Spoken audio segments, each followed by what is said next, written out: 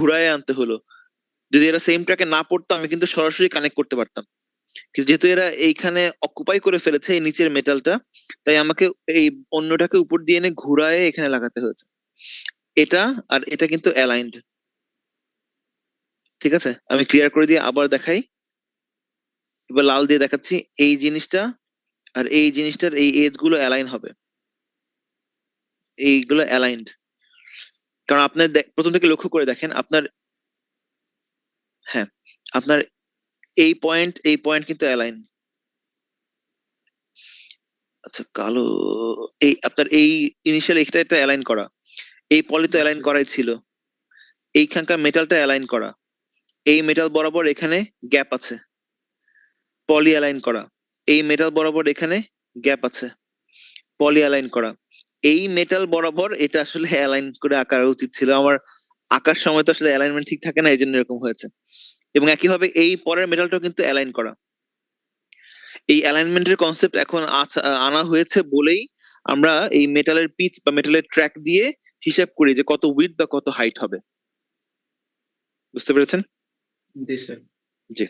আরেকটা স্যার ছিল ওই যে গ্রিডিং মেথড ছিল স্যার, হ্যাঁ যদি আমাদের স্যার এইটা যদি স্যার আমাদের ইনিশিয়াল পয়েন্ট হয় এন্ড এইটা যদি ফাইনাল পয়েন্ট হয়, হ্যাঁ আমরা যদি এই গ্রিন লাইন বরাবর যাই, ঠিক আছে, হ্যাঁ তাহলে কি স্যার এইটা একটা ট্র্যাক হবে না, এন্ড এইটা একটা ট্র্যাক, এইটা একটা ট্র্যাক, আর এইটা আরেকটা ট্র্যাক হবে না? হ্যাঁ অবশ্যই। জি স্যার, ঠিক আছে, থ্যাংক ইউ স্যার। হ্যাঁ, আর যদি আপনি সোজা যেতেন, যেমন ধরেন আপনি যদি এখান দিয়ে গিয়ে এভাবে উঠতেন, তাহলে কিন্তু আপনার মাঝখানে ট্র্যাকটা লাগতো না। জি স্যার, লাগতো না। হ্যাঁ, কিন্তু আসলে এই ট্র্যাক দিয়ে যে আমরা উইডথ এবং হাইট লিখি, এটা কিন্তু আসলে মানে আপনারা ডিজাইন করে ফেলার পর আমরা এটা লিখছি তো, এই কারণে এটা আসলে অ্যাকুরেট না। গ্রিড সেট করে ফেলার পরে যদি আমরা লিখতাম তাহলে জিনিসটা অ্যাকুরেট হতো, মানে আসলে তো আগে গ্রিড থাকে, তারপরে আমরা ওখানে হচ্ছে ড্র করি। তো গ্রিড থাকার পরে ড্র করলে হচ্ছে জিনিসটা অ্যাকুরেট হয়। কারণ আমি ধরেন এই গ্রিডটা না দিয়ে এখানে একটা মেটাল দিয়ে আর এখানে একটা মেটাল দিয়ে যদি রাখি আর আমি যদি এখান দিয়ে কানেক্ট করি, তাহলে দেখে মনে হবে যে এখানে আসলে দুইটা গ্রিড বা দুইটা ট্র্যাক। আসলে কিন্তু সে একটা ট্র্যাকের উপর দিয়ে চলে গেছে, ওখানে ডিস্টেন্স কিন্তু বেশি। আমি জানি না আমার কথাটা বোঝা যাচ্ছে কিনা, কিন্তু ওখানে ডিস্টেন্স বেশি বলে ওখানে আসলে দুইটা ট্র্যাক আমাদের ধরতে হয়, বিকজ ট্র্যাক গুলা কিন্তু ইভেন ডিস্ট্রিবিউশনে থাকবে, ইভেন ডিস্টেন্স মেনটেন করে থাকবে। তার মানে একটা ট্র্যাক থেকে অন্য ট্র্যাকের মাঝখানে দূরত্ব তার অন্যান্য ট্র্যাকের মাঝখানে দূরত্বের সাথে সমান হতে হবে, গ্রিড গুলা ইভেনলি ডিস্ট্রিবিউট করা। তো এই কারণে যদি এমন হয় যে কখনো কোনো একটা মেটালের টুকরা থেকে আপনার অন্য মেটালের টুকরার দূরত্ব অনেক বেশি, তখন কিন্তু আমাকে ওখানে মাল্টিপল ট্র্যাক ধরে নিয়ে ক্যালকুলেট করতে হবে। আমি কি বুঝতে পারলাম? জি স্যার। জি। জি, ঠিক আছে। Sir, thank you sir. জি। আচ্ছা, আজকে আমরা আমরা তো মোটামুটি লেআউট দেখে এসেছি, লেআউটের কথা বলা হয়েছে, লেআউট থেকে এরিয়া দেখেছেন, ক্যাপাসিট্যান্স কম্পিটিশন দেখেছেন, এগুলো আপনারা এখন মোটামুটি এক্সপার্ট ইনশাল্লাহ। আপনারা এক্সাম দিবেন, এক্সামের কথা বলেছিও যতটুকু মনে পড়ে, যে আপনাদের সাথে আমার সম্ভবত এই সামনের শনিবারের এই সামনের শনিবার আপনার সাথে আমার ক্লাস, রাইট? জি স্যার। হ্যাঁ, তখন এক্সামের কথা বলেছি না আপনাদেরকে? বলেছিলাম না যে আপনাদের সাথে আমার আহ আচ্ছা, আপনার সাথে আমার ক্লাস কি মঙ্গলবার না বুধবার? স্যার বুধবার। বুধবার। আপনার সাথে আমার ক্লাস হচ্ছে বুধবার।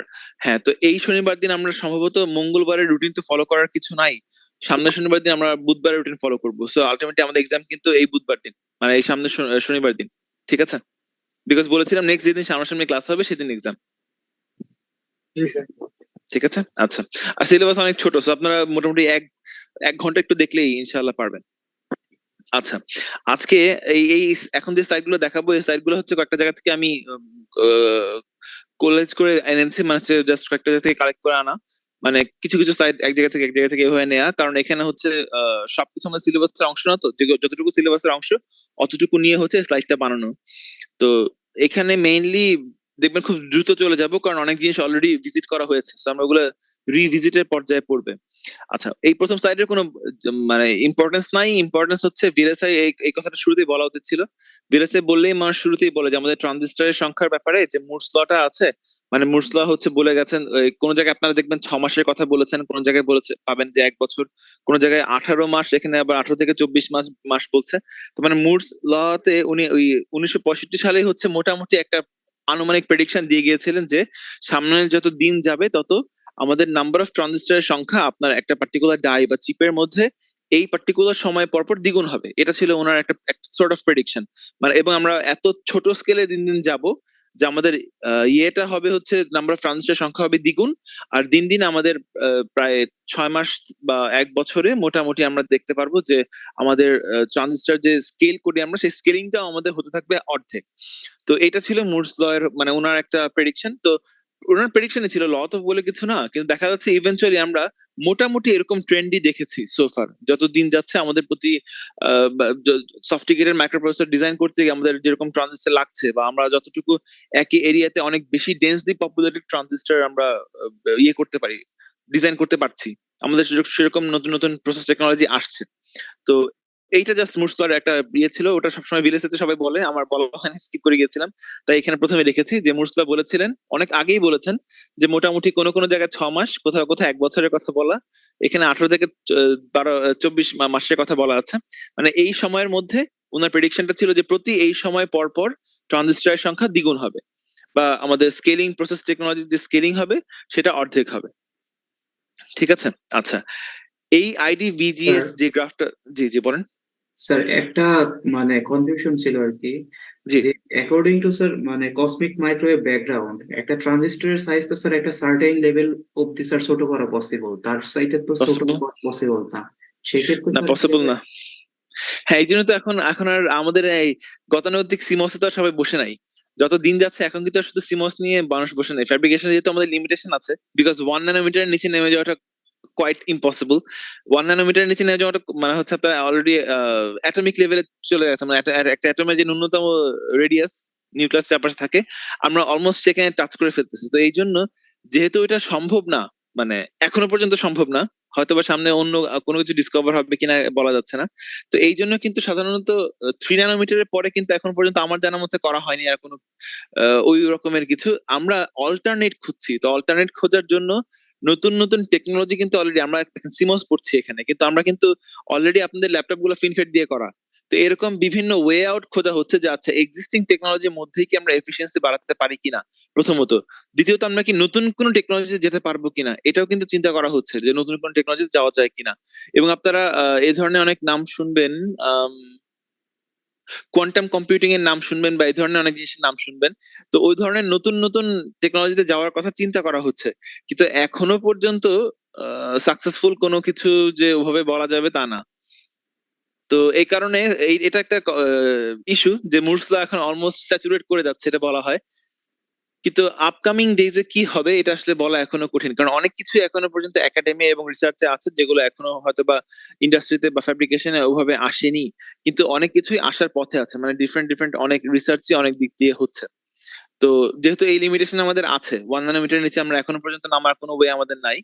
তো এই কারণে আমার জানা মতে 3 ন্যানোমিটারের নিচে এখনো পর্যন্ত আমি অ্যাটলিস্ট কোনো জায়গায় দেখি নাই যে কোনো ফাউন্ড্রি বা কেউ বলেছে যে তারা রিসার্চে বা ওরকম ভাবে ফ্যাব্রিকেশনে কাজ করেছে, এরকম আমার জানা মতে নাই। তো এটা একটা লিমিটেশন তো বটে, কিন্তু পাশাপাশি কিন্তু এক্সিস্টিং টেকনোলজির মধ্যেই অনেক ইমপ্রুভমেন্ট হচ্ছে। মানে আমরা যে পেছনে রেখে এসেছি, শুধু কিন্তু এমন না যে আমি দিন দিন 22 থেকে 7, 7 থেকে 3, 3 থেকে 1 বা তার নিচে নেমে যেতে পারলেই যে আমার শুধু বেনিফিট হবে তা কিন্তু না। এক্সিস্টিং টেকনোলজির মধ্যেও কিন্তু অনেক ইমপ্রুভমেন্ট সম্ভব, 1 নম্বর কথা হচ্ছে সেটা, এবং সেটা অনেকেই প্রমাণ করেছে। আর 2 নম্বর পয়েন্ট হচ্ছে যে আপনারা এখনো ডিজিটালের মধ্যে দেখবেন যে ডিজিটাল ওয়ার্ল্ডে এটা অনেক নেমে আসছে। অ্যানালগ ওয়ার্ল্ডে কিন্তু এখনো অনেক ভালো ভালো চিপ 90 বা 180 তে ফ্যাব্রিকেট করা হয়, মানে 180 ন্যানোমিটার প্রসেসে কিন্তু করা হয় কাজ। তো এই জন্য অ্যানালগে এখনো অনেক পিছিয়ে আছে, তো এতটা কনসার্নিং এই কারণে হয়ে সারেনি। আর মোটামুটি আমরা যত মোবাইল ডিভাইস দেখছি তা আসলে এখন অলরেডি অনেক সফিস্টিকেটেড, প্রোভাইডেড আমরা ধরেন ওই এক্সিস্টিং টেকনোলজি ব্যবহার করে আগে যেখানে 2D ডিজাইন ছিল এখন সেখানে 3D ডিজাইন করা হচ্ছে।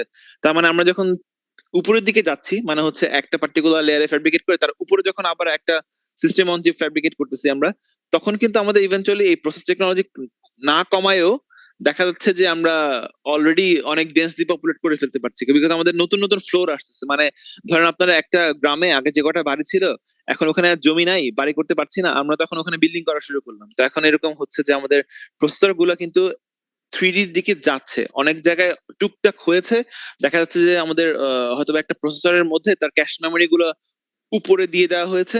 ইভেন্চুয়ালি আপনারা সামনে দেখবেন যখন আমাদের সব প্রসেসরের উপরেই তার শুধু ক্যাশ মেমোরি না, হয়তোবা তার এক্সিস্টিং যে ইয়ের মেমোরি থাকে, আমাদের আমরা যে এক্সটার্নাল মেমোরি ইউজ করি বা যেটা আমরা র্যাম হিসেবে বলতেছি, র্যান্ডম অ্যাক্সেস মেমোরি, ওইটাকে আপনারা দেখবেন যে প্রসেসরের উপরে হচ্ছে ইন্টিগ্রেট করে দেওয়া হবে। মানে 3D ডিজাইন এরকম ভাবে যাচ্ছি, এবং তার জন্য ধরেন নতুন নতুন টিএসভি অলরেডি ওরা ব্যবহার করছে, থ্রু সিলিকন ভিয়া, এমআইভি এখনো রিসার্চে আছে, ইন্ডাস্ট্রিতে আসে নাই, খুব শীঘ্রই আসবে। তো এগুলো আসলে এই প্রসেস টেকনোলজির উপরে চাপটা তখন কমে আসবে, মানে তখন ওখানেই যে আমাদের যেতে হবে ব্যাপারটা তা না, ওটাকে আমরা ধরেন 3 বা 2 ন্যানোমিটারে স্টিক করে রেখে আমরা এইদিকে অন্যভাবে আরো পপুলেশন বাড়াতে পারবো ট্রানজিস্টার। তো এরকম আরো অনেক ওয়ে আউট আছে। ওইটা যেহেতু একটা বটল নেক, ওখানে আমরা আটকে গেছি, তো এই জন্য এখন অন্যান্য ওয়ে খোঁজা হচ্ছে, এবং অন্যান্য ওয়ে আছে। রিসার্চাররা দেখেছে যে শুধু যে ওটাই করতে হবে তা না, আরো অন্যান্য ওয়ে আছে। বুঝতে পেরেছেন? আচ্ছা, এখন আমি জানি না আমি আপনার কোশ্চেন কি ঠিক মতো অ্যাড্রেস করলাম কিনা। ঠিক আছে। আচ্ছা, আমরা আইডি ভিডিএস দেখেছিলাম, আপনারা মনে রাখবেন আপনাদের কিন্তু এই জিনিসগুলো খুব ইম্পর্টেন্ট, আপনাদের অ্যাটলিস্ট এই 3টা গ্রাফ ইম্পর্টেন্ট। এই সিমস নিয়ে পড়ছেন বা এনমস পিমস যে আলাদা আলাদা ভাবে দেখেছি, সেখানে আমাদের এগুলো কিন্তু ইম্পর্টেন্ট। একটু আগে আমার সাথে সি সেকশনের ল্যাব ছিল, ঠিক আছে? সি সেকশনের ল্যাবে স্যার তাদেরকে যে প্রশ্নগুলো করেছেন এবং তারা যেরকম রেসপন্স করেছেন, আমি খুবই হতাশ। মানে আমি হতাশ এই জন্যই কারণ আমার মনে হলো যে আমি আসলে এতদিন কি পড়ালাম, আমি ঠিক মতো আপনাকে পড়াতেই পারিনি। কারণ স্যার ওনাদেরকে এমন এমন প্রশ্ন করলেন, কিন্তু ওনারা কেউ কোনো রেসপন্স করলেন না। মানে আমার তখন মনে হলো যে মানে আমি আসলে পড়াতেই পারি না, এরকম অবস্থা। কারণ আহ, অনেক বেসিক কোশ্চেন ছিল, সেগুলো যখন ওনারা রেসপন্স করলেন না, এটা খুবই অদ্ভুত। এখন আমি জানি না আপনারা অন্য সেকশনেও কি ল্যাবে একই রকম হচ্ছে কিনা। আপনারা যদি বুঝতে না পারেন আমাকে কিন্তু প্রশ্ন করেন বা আমাকে বলেন যেটা বুঝতে পারছি না বা এটা আবার বলতে হবে বা বেশি ফাস্ট চলে যাচ্ছি। এখন এটাতে আসলে আরো স্লো যাওয়ার উপায় পাচ্ছি না, কারণ আমাদের এখানে এই কোর্সের কন্টেন্টে আরো অনেক জিনিস শুরু হয়ে যাচ্ছে। আপনারা কি আমার কথা বুঝতে পারছেন? আমার কথা যদি কখনো বুঝতে না পারেন বা মনে হয় যে আবার বলতে হবে বা ইয়ে করতে হবে, আমাকে কিন্তু বলেন। কারণ at the end of the day আপনাদের শিখে যাওয়াটা খুব জরুরি। শুধু কন্টেন্ট শেষ করে তো লাভ নাই যদি আপনারা শিখতে না পারেন, তো এই জন্য ওটা খুব ইম্পর্টেন্ট। আপনাদের কিন্তু আমরা আইডি ভিডিএস নিয়ে বলেছি অনেক কথা। আইডি ভিডিএস গ্রাফটা ইম্পর্টেন্ট, অলওয়েজ মনে রাখবেন এটা ইম্পর্টেন্ট। অন্য যে গ্রাফটা ইম্পর্টেন্ট, আমরা যে কারেন্টের এক্সপ্রেশন পেয়েছিলাম তার উপর নির্ভর করে আইডি ভিজিএস যেটা আপনাদের সামনে এখন আছে, এই গ্রাফটা ইম্পর্টেন্ট। মানে হচ্ছে আপনাকে গ্রাফ তো মানে মুখস্থ করতে হবে যে তা না, বা এটা দিয়ে আপনারা কোনো ম্যাথ করবেন সেটাও না, বা আমরা যে এখানে নন লিনিয়ার ইফেক্ট গুলো দেখবো তাও জরুরি না। যেটা জরুরি সেটা হচ্ছে গ্রাফটা মোটামুটি কেমন হয়, মানে আপনাকে কেউ কখনো জিজ্ঞেস করলো আপনি আইডি ভিজিএস এভাবে না এঁকে অন্যভাবে স্যাচুরেট করে এভাবে এঁকে দিলেন, এটা যেন না হয়। মানে আপনার যেন জানা থাকে যে আচ্ছা আইডি ভিজিএস টা কেমন হয়, সেটা আমাদের জানাটা জরুরি। এই দুইটা গ্রাফের পাশাপাশি আরেকটা যেটা ইম্পর্টেন্ট সেটা হচ্ছে output voltage versus input voltage, যেটাকে আমরা ভোল্টেজ ট্রান্সফার ক্যারেক্টারিস্টিক্স বলছি, ভিটিসি। তো ভোল্টেজ ট্রান্সফার কার্ভ বলি, ভিটিসি, ঠিক আছে? এই 3টা জিনিস আমাদের জন্য ইম্পর্টেন্ট। এখন আইডি ভিডিএস আগে দেখেছেন, যেটা শেপটা আমরা হয়তো পরের স্লাইডে আবার দেখবো। আইডি ভিজিএস ও আগে কোনো এক সময় হয়তো দেখিয়েছিলাম, বাট আপনারা আমাদের যে কারেন্টের এক্সপ্রেশন আমরা আপনাদেরকে প্রুফ করে দেখিয়েছিলাম, সেখানে ছিল আইডি সমান সমান বিটা। বিটা হচ্ছে mu N C ox W by L N মসের জন্য। বিটা হচ্ছে mu N C ox W by L N মসের জন্য, টাইমস ছিল VGS minus VT times VDS minus half VDS square, এরকম ছিল আমাদের এক্সপ্রেশনটা। আচ্ছা, এখন এইটার উপর ডিপেন্ড করে যদি আপনি আইডি ভিজিএস এর গ্রাফটা আঁকেন, আইডি এখানে আইডি ভার্সেস ভিজিএস, তাহলে দেখেন যে আমাদের যখন ভিজিএস এর ভ্যালু বাড়ছে তখন থিওরেটিক্যালি এরকম গ্রাফ হওয়ার কথা।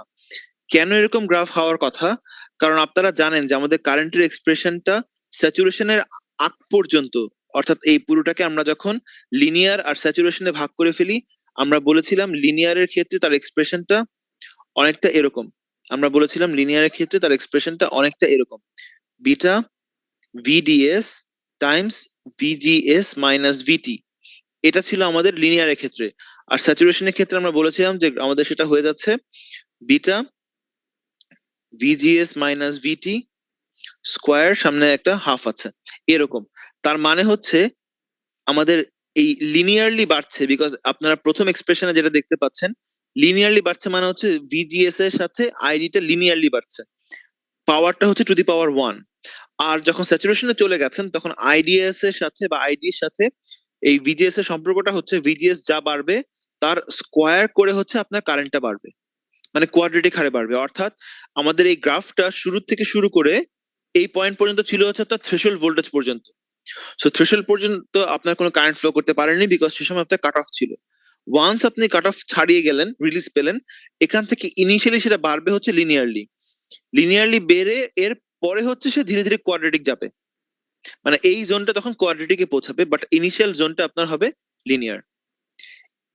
এইটুকু বোঝানোর জন্যই এই গ্রাফটা দেখানো, যে আপনাদের আমাদের আইডি VGS টা কেমন হয়, এটা এই শেপটা আমাদের জানা থাকা জরুরি। ঠিক আছে, আচ্ছা। জি স্যার। আর আর আইডি VDS তো আগেই দেখেছেন, আইডি VDS আমরা আগে দেখিয়েছি এবং আমরা সকল প্রকার জিনিস বলেছি। আচ্ছা, এগুলো আরো বলার কারণ হচ্ছে যে আমাদের এক্সামে হয়তো একটা কোয়েশ্চেন দিব যেখানে ধরেন অনেকগুলো পার্ট থাকবে, প্রত্যেকটা পার্ট শর্ট কোয়েশ্চেন টাইপের। তো ওইখানে আমি আপনাকে বলতে পারি আইডি VGS টা আঁকেন এবং শর্ট একটা ডেসক্রিপশন লেখেন। একই কথা আইডি VDS এর ক্ষেত্রে বলতে পারি, যে আমি আপনাকে বলবো যে এই গ্রাফটা আঁকেন এবং এটা একটা শর্ট ডেসক্রিপশন দেন, লেখেন। এবং আমরা কিন্তু আপনাদেরকে বলেছিলাম যে এই জোনগুলোর উপর নির্ভর করে এখানে যে আমাদের ডিফারেন্ট হচ্ছে, এখানে আঁকা হয়েছে অলমোস্ট আইডিয়ালি। ঠিক আছে, এই জন্য দেখেন তারা বলেছে যে লং চ্যানেলের ক্ষেত্রে এরকম পাওয়া যায়, শর্ট চ্যানেলের ক্ষেত্রে যেসব শর্ট চ্যানেল ইফেক্ট গুলো আসে বা নন লিনিয়ার ইফেক্ট আসে, সেখান থেকে দুইটা ইফেক্টের জন্য আমরা বলেছিলাম যে এটা আমাদের কনস্ট্যান্ট হওয়ার কথা ছিল, বাট এটা বেড়েছে। দুইটা ইফেক্টের কারণে এটা হয়েছিল, এই কনস্ট্যান্ট থাকার কথা ছিল, এটা বেড়েছে। এবং এগুলো একটা থেকে আরেকটা একই হারে বাড়ার কথা না, ডিফারেন্ট হারে বাড়ার কথা, কিন্তু এটা কনস্ট্যান্ট একই হারে বাড়ছে। এই দুইটা জিনিস আপনাকে এই গ্রাফ থেকে ব্যাখ্যা করতে হবে। এটা কিন্তু নন লিনিয়ার ইফেক্ট পড়ার সময় আমরা পড়েছিলাম।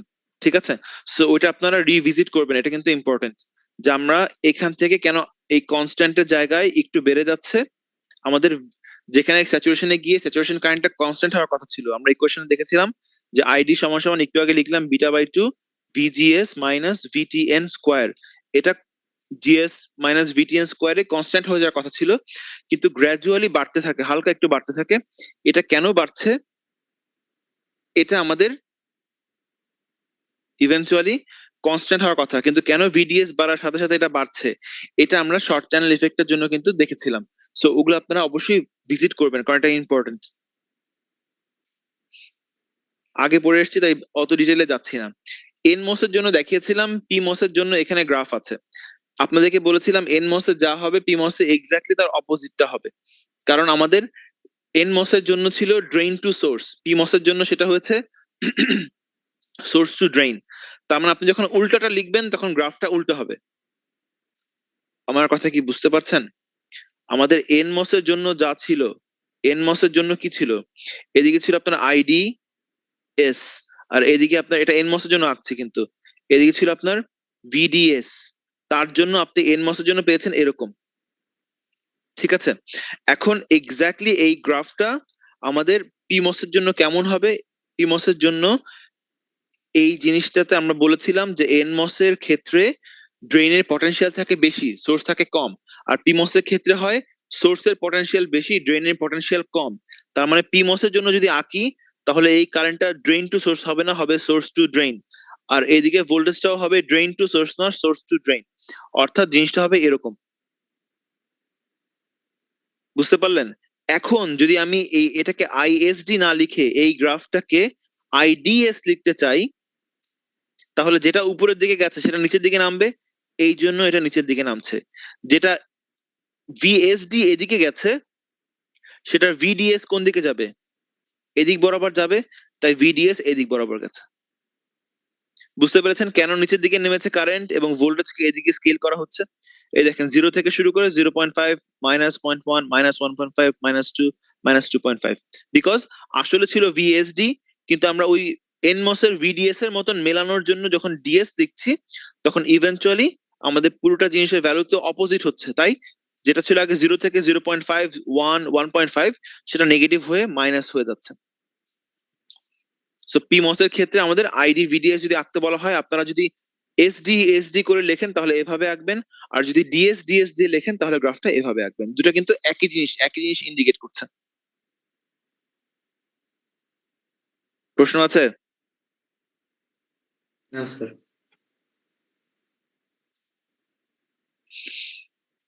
আচ্ছা, আজকে কিন্তু অ্যাটেন্ডেন্স নিব, সো যারা আছেন তারা চলে যায়েন না, ঠিক আছে? আচ্ছা, আমাদের ক্যাপাসিটেন্সটা আমরা একটা ক্যাপাসিটেন্স এস্টিমেশন আপনাকে দেখিয়েছিলাম। এখানে আপনাকে দেখানো হচ্ছে যে আমাদের একটা পার্টিকুলার মসফেট এর মধ্যে কি কি পসিবল ক্যাপাসিটেন্স ফর্ম করতে পারে। টার্মিনাল আছে কয়টা? আপনার টার্মিনাল আছে হচ্ছে মসফেট এর ক্ষেত্রে আমরা দেখেছিলাম 4টা, বলেছিলাম গেট, সোর্স, ড্রেন আর হচ্ছে বডি, ঠিক আছে? এখন অল পসিবল কম্বিনেশনে আপনার ক্যাপাসিটেন্স ফর্ম করতে পারে, আপনার অল পসিবল কম্বিনেশনে ক্যাপাসিটেন্স ফর্ম করতে পারে। তার মানে কি, আপনার গেট টু সোর্স এর মাঝখানে ক্যাপাসিটেন্স থাকবে, সেটাকে বলছি সিজিএস। আপনার গেট টু ড্রেনের মাঝখানে ক্যাপাসিটেন্স থাকবে, মানে ফর্ম করবে কিভাবে? ফ্যাব্রিকেশনের উপর নির্ভর করে। আপনাদের ওখানে গেটে কি আছে? গেটে পলি আছে, আপনাদের সোর্সে আছে একটা এন প্লাস ডিফিউশন, আমি এন মসের জন্য বলছি, আর ড্রেনে আছে এন প্লাস ডিফিউশন, অর্থাৎ দুই জায়গায় হচ্ছে কন্ডাক্টিভ ম্যাটেরিয়াল আছে, বাট মাঝখানে আছে কি? পলি, আর ওটার মাঝখানে আছে সিলিকন ডাইঅক্সাইড মানে ইনসুলেটর, অর্থাৎ ক্যাপাসিটেন্স ফর্ম করবে। আর গেট আর বডির মাঝখানে তো আপনারা সিলিকন ডাইঅক্সাইড অফিসিয়ালি দিয়েই রেখেছেন এখানে মসফেট ফর্ম করার জন্য। সো গেট টু বডির মাঝখানে আপনার এই গেট টু বডি ক্যাপাসিটেন্সটা ফর্ম করলো। তার মানে গেট টু সোর্স একটা আছে, গেট টু ড্রেন একটা আছে, আর গেট টু বডি। পাশাপাশি আপনার সোর্স টু, এই সোর্স টু বডি একটা থাকবে, বিকজ বডি আপনার এক টাইপের ম্যাটেরিয়াল আর সোর্স অন্য টাইপের ম্যাটেরিয়াল, দ্যাট মিনস দুটো ডিফারেন্ট পটেনশিয়ালে থাকছে, এবং এদের মাঝখানে আপনার ডিপ্লেশন রিজিয়ন ফর্ম করে, দ্যাট মিনস ক্যাপাসিটেন্স ফর্ম করছে। একই কথা আপনার ড্রেইন আর বডির ক্ষেত্রেও সত্য। আপনার ড্রেইন আছে এন টাইপ, বডি হচ্ছে পি টাইপ, এদের মাঝখানে ডিপ্লেশন রিজিয়ন ফর্ম তৈরি হচ্ছে। যেহেতু ডিপ্লেশন রিজিয়ন ফর্ম করছে এবং তারা ডিফারেন্ট টাইপের ডিফিউশন, একটা এন টাইপ একটা পি টাইপ, সো এদের মাঝখানে এই ড্রেন এবং বডির মাঝখানে একটা drain two body capacitance form করবে। সো আপনার এখানে আরেকটা ক্যাপাসিটেন্স ফর্ম করা উচিত, সেটা হচ্ছে সোর্স টু ড্রেন। কিন্তু আপনার সোর্স আর ড্রেন কিন্তু যখন আপনার ডিভাইসটা অ্যাক্টিভ, তখন সেখানে ইভেন্চুয়ালি কারেন্ট ফ্লো করছে, সো সেখানে আলটিমেটলি কোনো ইনসুলেটর নাই। যেহেতু নাই, সেহেতু আমরা বুঝতে পারছি কোনো ক্যাপাসিটেন্স ফর্ম করবে না, এই জন্য সিএসডি দেখানো হয় না। অতএব আপনি বাকি যে 5টা ক্যাপাসিটেন্স আছে এটাকে নিয়ে আপনাকে কনসিডার করতে হবে। অর্থাৎ যখনই আমরা গেট ক্যাপাসিটেন্সের কথা বলি, গেট ক্যাপাসিটেন্স আসলে এই gate to source, gate to body আর গেট টু ড্রেন, এই তিনটার কম্বিনেশন। গেট ক্যাপাসিটেন্স মানেই হচ্ছে সেটা gate to source, gate to body আর গেট টু ড্রেন এর এই তিনটার যোগফল, কম্বিনেশনে যা আসবে সেটা আমাদের গেট ক্যাপাসিটেন্স, ঠিক আছে? আর এই ড্রেইন টার্মিনালে যখন আমরা বলি যে ড্রেইন টার্মিনালের যে ইন্টারনাল নোডে আমরা বলি না যে ডিফিউশন ক্যাপ, ওই ড্রেইন টার্মিনালে আপনার যে ক্যাপের কথা বলা হয় সেই ক্যাপটা হচ্ছে আপনার এই ড্রেইন টু বডি, এবং এই ড্রেইন টু গেট যে ক্যাপটা আছে সেটার ইফেক্ট। তার মানে আপনার ড্রেইনে যে ক্যাপাসিটেন্সের কথা আমরা বলছি, সেটা ড্রেইনের সাথে যতগুলো ক্যাপাসিটেন্স আছে সেগুলোর যে কম্বাইন্ড ইফেক্ট সেটা এই ড্রেইনে আসে। একই কথা সোর্সের জন্য সত্য। সোর্সের ক্যাপাসিটেন্সের কথা যখন বলবো তখন আপনারা বুঝবেন যে এই গেট টু সোর্স আর সোর্স টু বডির যে ইফেক্টটা আছে সেটা সোর্সে যখন আসবে সেটা হবে আমাদের সোর্স ক্যাপাসিটেন্স।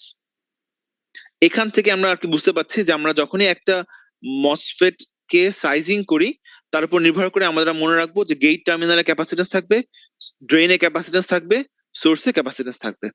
গেট কে বলছে সিজি, সোর্স কে বলছে সিএস, এবং ড্রেন কে বলছে সিটি।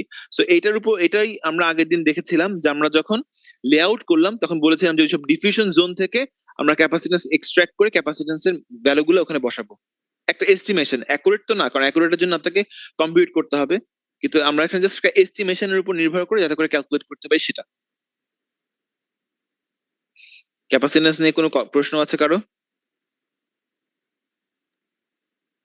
স্যার পিমস এর ক্ষেত্রে তো স্যার ট্রানজিস্টর সাইজিং এর ক্ষেত্রে স্যার সোর্স পয়েন্টে তো স্যার আমরা কোনো ক্যাপাসিটেন্স ধরি নাই। ধরে নিত, কারণ ওই প্রান্ত যে ভিডিডিতে আছে। জি স্যার। আপনার প্রান্ত আছে ভিডিডিতে, বডিও তো ভিডিডিতে আছে, সো ইভেন্চুয়ালি ক্যাপাসিটেন্স ফর্ম করছে না যে। স্যার আগের স্লাইডে স্যার যে মানে গেট ক্যাপাসিটেন্স টোটাল লিখলেন ওইটা আসলে কিভাবে লিখলেন? এটা হচ্ছে আমাদের গেইটে ক্যাপাসিটেন্সটা হবে আমাদের গেট থেকে বডি, গেট থেকে সোর্স আর গেট থেকে ড্রেন, এই তিনটা যোগফল। ঠিক আছে, আচ্ছা।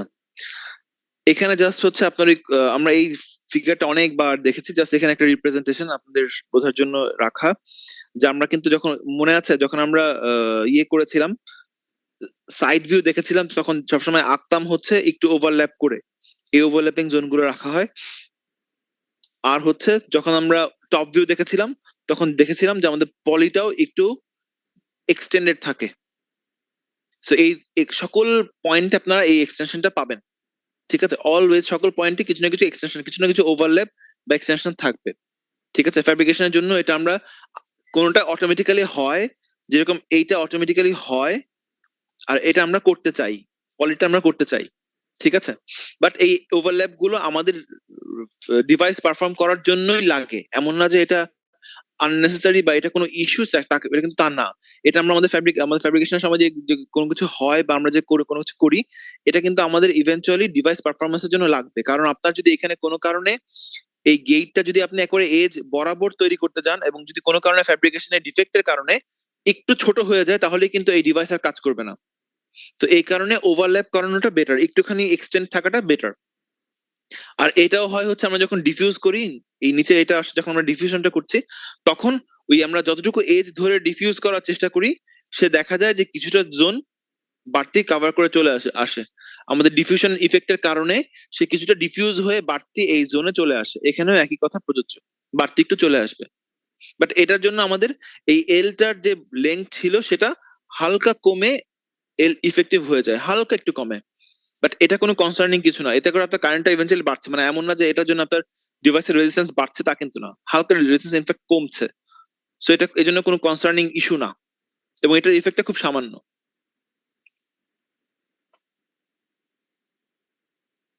আচ্ছা, এইখানে আপনাদের গেট ক্যাপাসিটেন্সের যে সামারিটা দেওয়া আছে, এই সামারিটা সাধারণত আমরা প্রুফ করি না হচ্ছে কারণ এটা আপনারা মস ডিভাইসেস কোর্সে পাবেন।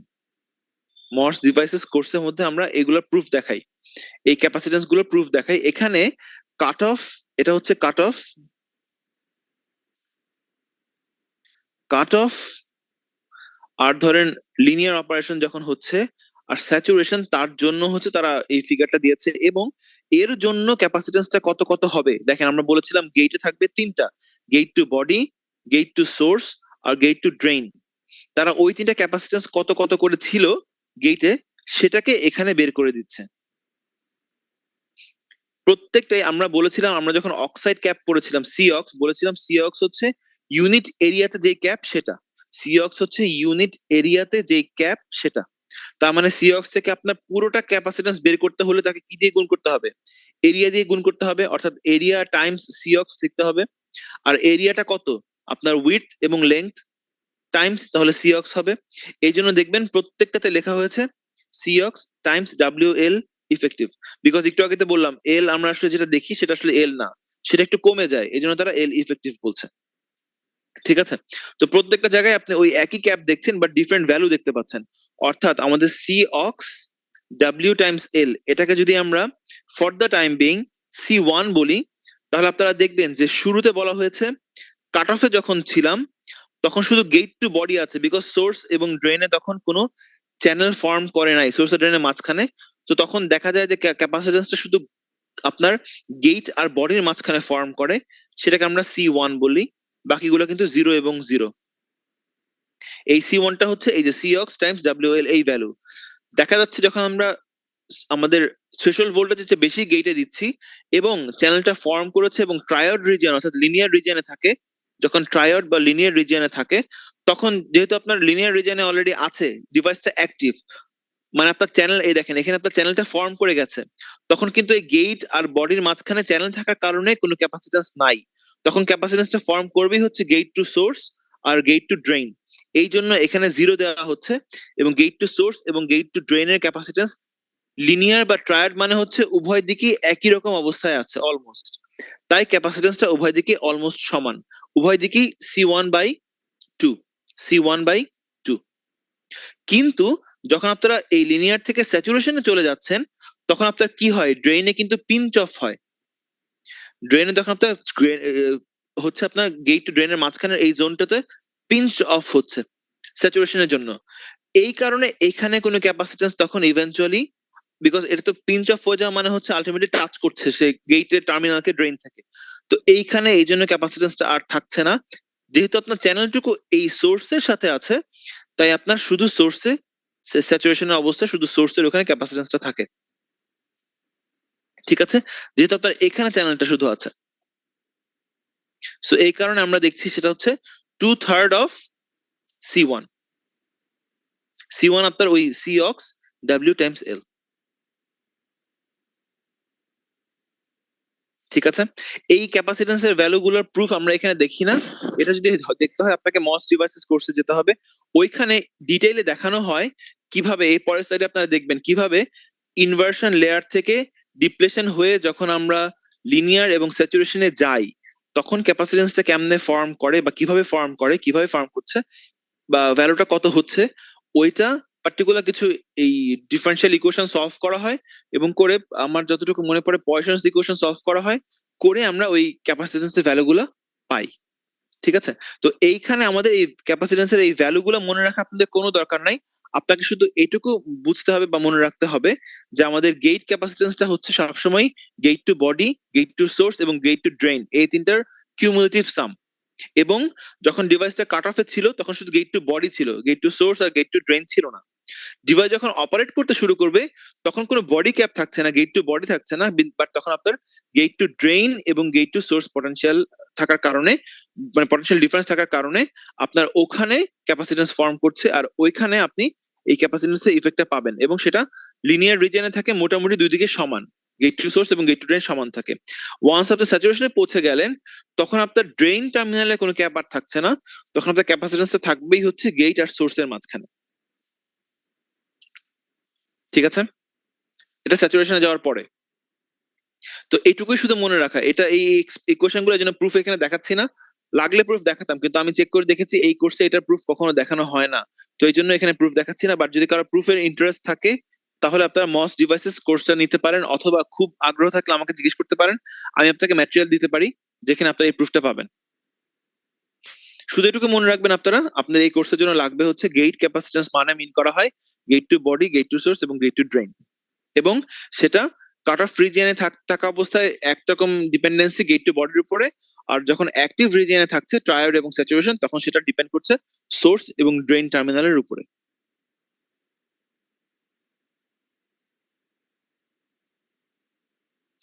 আচ্ছা, এই স্লাইডে এটাই কথাই বলেছিলাম যে এইটা ওই আগে যে ভ্যালুগুলো ছিল সেটারই গ্রাফিক্যাল রিপ্রেজেন্টেশন। তারা বলছে অ্যাকুমুলেশন মানে হচ্ছে কাট অফের আগে যখন অবস্থা ছিল তখন আপনার গেট ক্যাপাসিটেন্স পুরোটাই হচ্ছে গেট টু বডি, এই জন্য তারা এখানে ওইটা মেন করেছে যে আগের ক্যাপাসিটেন্স পুরোটাই ছিল গেট টু বডি।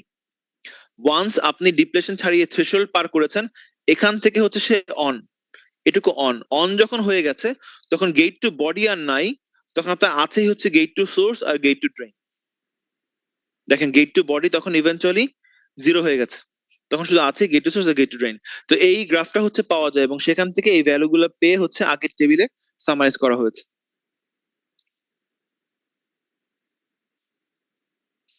এগুলো যেহেতু আমাদের এই কোর্সের বেশি একটা ইম্পর্টেন্ট না, তাই হচ্ছে স্কিপ করে যাচ্ছি। আর আগে যেগুলো বললাম যে আমাদের ক্যাপাসিটেন্স কিভাবে কই কই ফর্ম করে, সেটারই হচ্ছে জাস্ট একটা এখানে রিপ্রেজেন্টেশন, যে আমাদের এই আপনাদের তো এন ওয়েল, আমাদের এন প্লাস ডিফিউশন আছে, আর নিচে হচ্ছে আমাদের এই পি ওয়েল বলি অথবা পি টাইপ সাবস্ট্রেট বলি, যেটাই বলি না কেন, এখানে যে ক্যাপাসিটেন্স সাইডে ফর্ম করছে সেটাকে বলা হচ্ছে সাইড ওয়েল ক্যাপ। এই সাইড ওয়েল ক্যাপটা যদি এই দিক বরাবর হয় তাহলে সেটা হবে ল্যাটারাল ক্যাপ, আর যদি সে নিচের এই পি এর সাথে হয় সেটা হবে ফ্রিঞ্জ ক্যাপ, ঠিক আছে। এই টার্ম গুলো জরুরি না, আপনারা ভিএলএসআই 2 তে গেলে এই টার্ম গুলো আবার পাবেন। এখন জাস্ট বলছি, পাশাপাশি কোনো ক্যাপ থাকলে সেটাকে বলা হয় ল্যাটারাল ক্যাপ, আর যদি এমন হয় যে সাইড ওয়ালের সাথে নিচে কোনো ক্যাপ, তখন আমরা সেটাকে বলবো হচ্ছে ফ্রিঞ্জ ক্যাপ।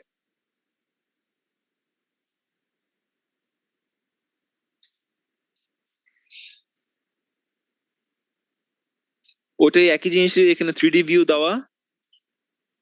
ঠিক আছে, এটা একটু আগে দেখলেন হচ্ছে ডিফিউশন জোনের সাথে, আর এটা হচ্ছে দেখাচ্ছে যে এটা আমাদের গেট বা পলিটা, এখানে আমাদের পলি আছে, আর এখানে ধরেন ড্রেইনটা আছে। সো আমরা যেটা এখানে সরাসরি ক্যাপটা পাবো, এটা হচ্ছে এখানে যে ক্যাপটা পাবো, পাশে পাশে যে ক্যাপটা ফর্ম করে সেটাকে বলা হয় ল্যাটারাল ক্যাপ। এই সাইড ওয়ালের সাথে এই দিকে যেটা হয়, মানে ফ্রিঞ্জিং ইফেক্ট হয় যখন ইলেকট্রিক ফিল্ডের, সেই ক্যাপ গুলোকে বলা হয় ফ্রিঞ্জ ক্যাপ। ঠিক আছে, আর আপনার এই উপরের ওয়ালের সাথে বা নিচের ওয়ালের সাথে যে ক্যাপ ফর্ম করে সেগুলোকে বলা হয় এরিয়া ক্যাপ। ঠিক আছে, ওটাই এখানে জাস্ট রিপ্রেজেন্টেশন দেখানো হচ্ছে যে আপনার গেটের সাথে ডিফিউশন জোনের ক্যাপাসিটেন্স গুলো কোথায় কোথায় ফর্ম করছে, বিকজ আপনি সিগন্যাল দিয়েছেন এই গেটে আর আপনার সিগন্যাল আছে এই সোর্সে, এর মাঝখানে এই জোনে তো এখানে আছে হচ্ছে আপনার কিছু অংশ মেটাল আর কিছু অংশ আছে আপনার সিলিকন ডাইঅক্সাইড ইনসুলেটর। তো ওই ইনসুলেটর ভেদ করে যে ক্যাপাসিটেন্সটা ফর্ম করছে সেটাকে আমরা বলছি সাইড ওয়ালের ফ্রিঞ্জ ক্যাপ। এবং ক্যাপাসিটেন্স আপনার এখান দিয়েও ফর্ম করছে, ক্যাপাসিটেন্স কিন্তু আপনার এদিক দিয়েও ফর্ম করছে। ঠিক আছে, এগুলো জাস্ট স্কিম থ্রু করছি কারণ এগুলো আমাদের খুব একটা ইম্পর্টেন্ট না। সাবথ্রেশহোল্ড কারেন্টের এই এক্সপ্রেশন আগে দেখিয়েছিলাম, কারো মনে আছে? এই এক্সপ্রেশন আগে দেখিয়েছিলাম, এবং ভিজিএস ভিটি ভিডিএস এর এই ইফেক্ট গুলো দেখিয়েছিলাম আগে। সাবথ্রেশহোল্ড লিকেজ কারেন্ট কারো মনে নাই? নন লিনিয়ার ইফেক্ট পড়ার সময় দেখেছিলাম।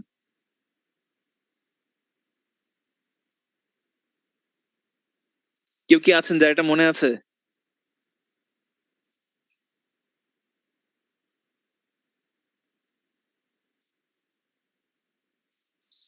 42 জন উপস্থিত, এখন 41 জন উপস্থিত, কারো মনে নাই এটা? এই কোশ্চেন কি আজকে প্রথম দেখছেন? স্যার ইকুয়েশন দেখছি এবার। হ্যাঁ স্যার, কোয়েশ্চেন তো দেখছি। হ্যাঁ, এবং আমরা আগের দিন ওখানে আপনাকে লিখেও দেখিয়েছিলাম যে আমাদের কোন কোন ভোল্টেজের জন্য কোন কোন ইফেক্ট হবে, এবং আপনাকে বলেছিলামও যে আমি আপনাকে এক্সামে হয়তো এরকম একটা সার্কিট দিব, ধরেন 3টা এনমস আছে, দিয়ে বলবো যে এদের এক একজনের সোর্সের পটেনশিয়াল তো এক এক রকম, এটা তো সোর্স হচ্ছে 0, বাট এটার সোর্স কিন্তু S1, এটার সোর্স হচ্ছে S2। বলবো যে সবগুলা গেটে 1 ভোল্ট দেওয়া, জিজ্ঞেস করবো যে কার ক্ষেত্রে লিকেজ কারেন্ট বেশি।